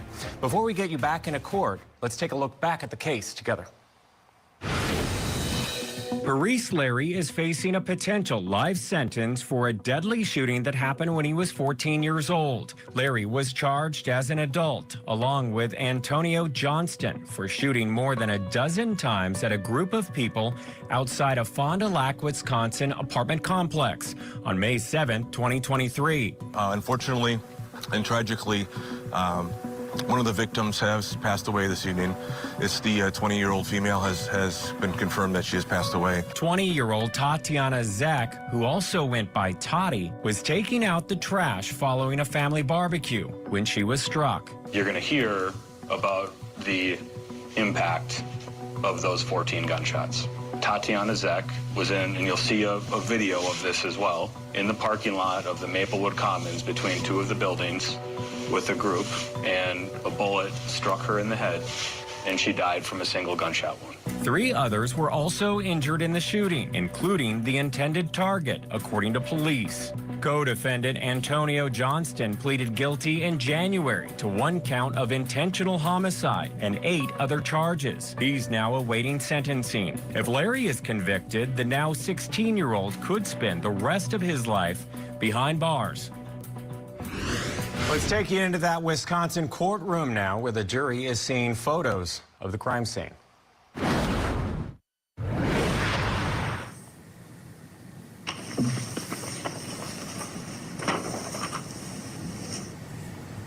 Now I'm going to put up Exhibit 13 for you, and do you recognize what you're seeing here? Yes, sir. And what are we seeing here in Exhibit 13? That's one of the photos that I took on the evening of the 7th going into the 8th. The parking lot is shown there, along with the west side common entry door for apartment 868. And is that area that you just described, the common door, contain the hallway that you described, the 2 casings that you found? Yes, sir. We have Exhibit 14, and this, fair to say, appears to be a close-up of the parking lot area that we just saw from Exhibit 13. Yes, sir. And we have a marker for number 14. What is that signifying? 14 was just an overall reference. I labeled that the area where the victim was found, and ultimately had that as an area because I did swab that area, and there were items inside the blood that I collected. And now we're gonna zoom in. We've got items 15 and 16 that are visible. What are you documenting there? A pair of black slippers. And then we can see on the upper middle portion, number 12 and 13. We'll get to those in a moment. Removing that exhibit. And now we have Exhibit 15 on the screen, and we can see 12 and 13 are now visible, correct? Yes, sir. And then that common hallway of 868 where the 2 other casings were found is also visible? Correct. Let's start with number 12 and what was marked with number 12. 12 is the fired cartridge, 9mm cartridge that was found in the parking lot. And number 13? Number 13 was a jacket, a bullet jacket that I found. And did you indicated you watched surveillance footage of what you saw, that puff of dirt or grass in one of the videos? Yes. Did you watch surveillance footage of the shooting itself? Yes. And in watching that surveillance footage, did you see someone named Keyshawn Johnson in there? Yes. And is the area where Keyshawn Johnson was visible at any point during the shooting, is that visible here in Exhibit 15? Yes. And where is that in relation to the marker 12 and 13?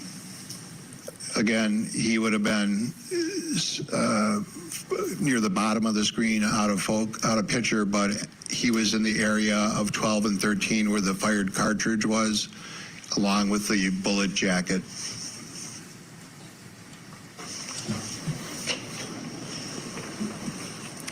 Now putting up Exhibit 16, another photograph, and what are we seeing here in Exhibit 16?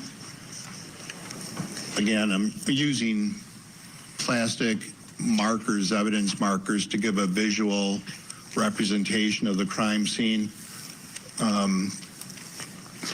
Again, 1, 2, 3, 4, 5, and 10 showed fired cartridges outside.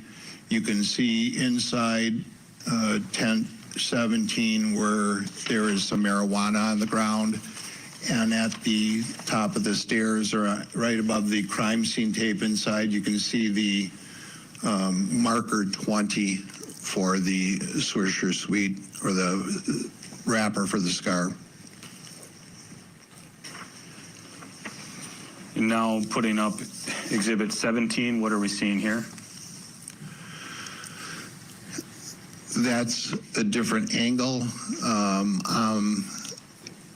East of the doorway where the fired cartridges were inside. I'm showing a different angle to show markers 6, 7, 8, and 9 as well, just to show a perspective from that angle. Unfortunately, when I photographed that, there was a furnace kicking on. It was a little bit cold out, and you see condensation coming out from a vent pipe. And what do the 6, 7, 8, and 9 markers represent? What are they signifying? Those are also fired 9mm cartridges. And so with the previous Exhibit 16, I'll put that back up momentarily. I believe you said the 1, 2, 3, 4, 5, and 10 represented the fired cartridges? Yes. And then going back to Exhibit 17, 6, 7, 8, and 9 also represent fired cartridges? Yes, sir. And so those two exhibits show the locations of the 10 fired cartridges that you found outside of the doorway in that area? Yes.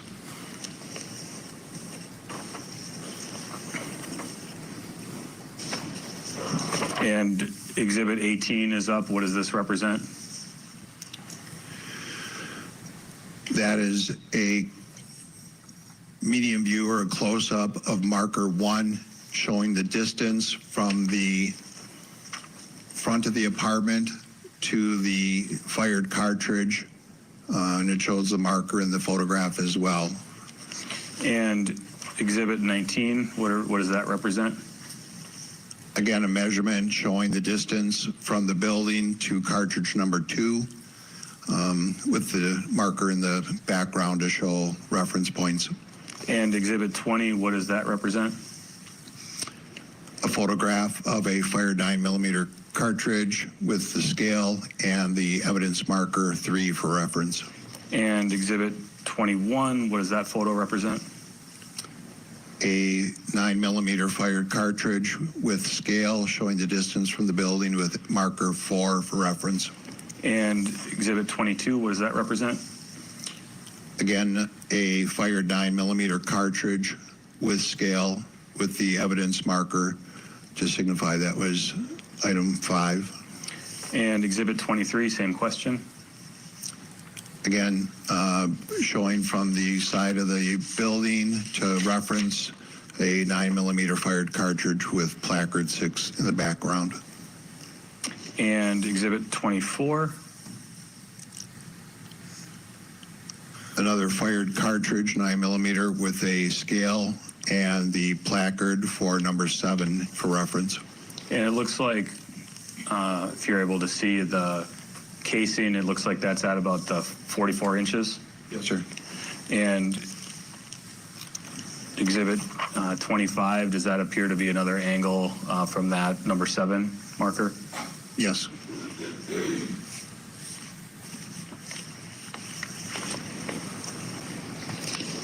Exhibit 26 is up. What are we seeing here?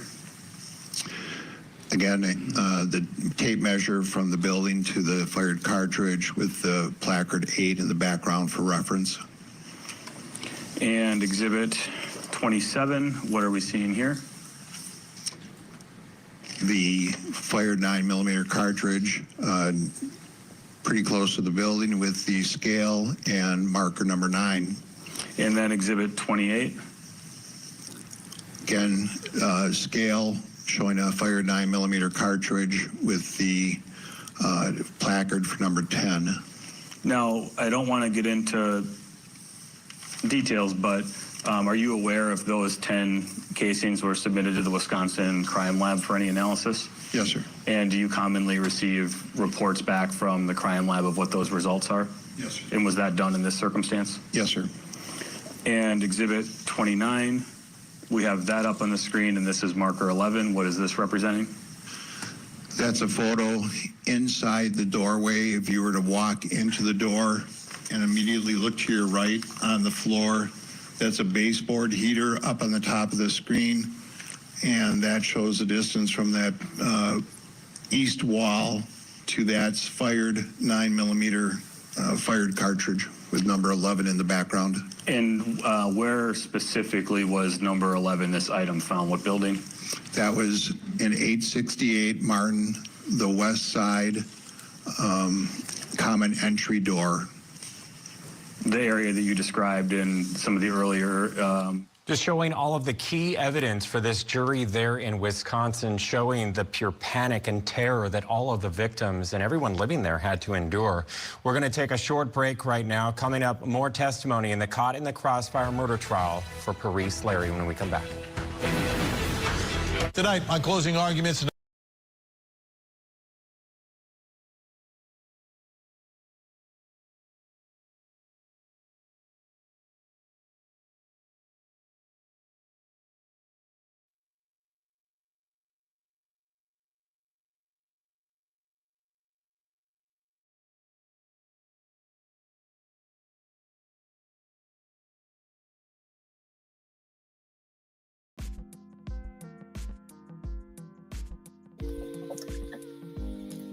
Thank you guys. This is Finesse with No Mess. This is gonna be all today for the 3-year-old that was stabbed in the grocery store. I'm not for sure why they're doing bits and pieces. Maybe because of the gruesome feedback of the case. I'm not for sure. I know the mother is really having a hard time. The father is having a hard time with this case. So they're just doing little bits and pieces right now. And also they're really not letting too many people to record the stabbing. They don't even want that to be on the internet or on TV. So guys, just bear with us. But this is all I have for today. So I will be back tomorrow, guys. Thank you for watching. And hold on a second. Let me check one more, please.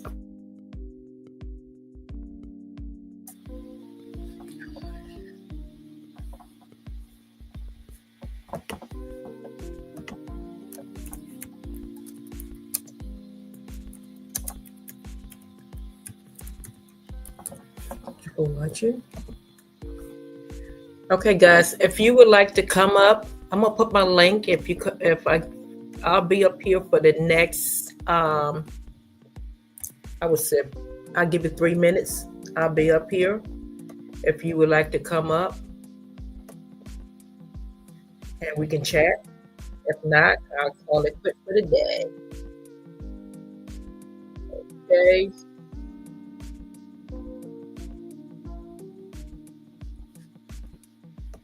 Here's the link to the chat. This thing.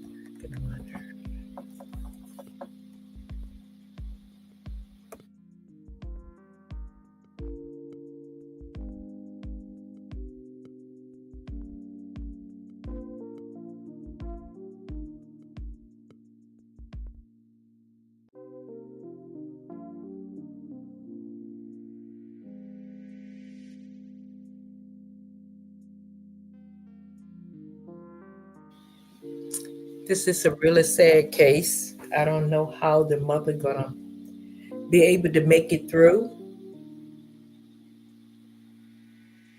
But I have to put myself in the mother's shoes. I would really be upset if this young lady walk. I mean, she need to be punished. I'm not for sure what's gonna happen with this because when she got those knives and stuff, she stole them from the Goodwill. And when she went into that supermarket, the store, she select who she wanted to. It was other folks there too. It was families there. She passed by so many different ones. And why did she pick that mother and that child? I have no idea, guys. But y'all guys see this firsthand. She monitored that lady. She followed that lady around in that store until that lady was headed back out the door. And not only stabbed this little boy, she did it twice. And she stabbed him in his back. Make sure that she hit his lungs. Yeah. She stabbed him where she know that it was going to hit him. He was just, he wasn't but 3 years old. So, it wouldn't took that much. But she knew the right place to stab this little kid so he would die. So I don't know why people so evil. Don't get me started. Like I said, don't get me started. But when it come down to him, I want to say justice for baby boy. Baby boy Wood need justice. And this go for a lot of folks out here now. If you know you have someone in your family that has some problem like this, you need to get help for that person. Get that person off out of society, off the street. If society said, well, nothing wrong with this person do not need to be put in a facility, then when something happen like this, then society need to take the blame. Because now we done lost a precious little beautiful boy for no reason at all. Do I think that she has some kind of issues or problem? Yes, she may have that mental disorder, but I do not think this girl in mental illness. Because she has sense enough, like I said, she traveled from state to state. She has sense enough to go and steal. She has sense enough to go in that Goodwill and get a knife. She sort through the knife and got the one that she know that could really do some damage. She walked into that supermarket and she knew who she wanted to stab. She passed by so many different ones. She was swinging her knife like that, so like I said, do she have some mental disorder? Yes. But is she mentally ill? No. And justice needs to be served. That's all I have to say. So guys, I'm going to call it quit. I'm going to get off of here. Thank you for watching. Everyone, thank you for watching my channel. And guys, until next time, please show self-control and discipline, like I always said, and patience and love and peace. And we can try to navigate through this old crazy system. Because like I said, there's so much evil here. But what I want to say for the last time, justice for the 3-year-old Julian Wood. He needs justice, guys. So until next time, guys, I'm just going to say this. Peace out till next time. Okay, thank you.